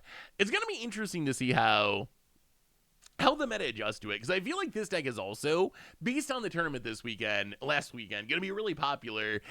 I think it's not like an overpower deck, but boy, the games where you just like get wrecked by Hopeless Nightmare or get locked by This Town Ain't Big Enough, it can be an annoying deck to play against. But anyway, I think that brings us to the end of our stream for today. I'm going to have to go get Barby, so reminders on the way out the door: replay YouTube. That's where you can find all the old streams, including this one in the future. Normal YouTube, tons of stuff coming up on the YouTube. Lots of modern, some standard, some special stuff, so keep an eye out for all of that. And one more reminder that our sponsor today is Card Kingdom. If you need some magical cards, you can get them over at cardkingdom.com/mtdgoldfish. Most importantly, thanks to all of you. Y'all are amazing. I know we had a little stream break over the holidays, but we're back. Reminder, next week's stream gonna be a little earlier because I got something in the evening, but stream next Tuesday. So thanks everyone for being amazing. I hope you're having a wonderful 2025. Happy New Year. I'll see you next Tuesday. In the meantime, I'll see you on the YouTube. So until then, everyone, be good. I love y'all, and I will talk to you soon.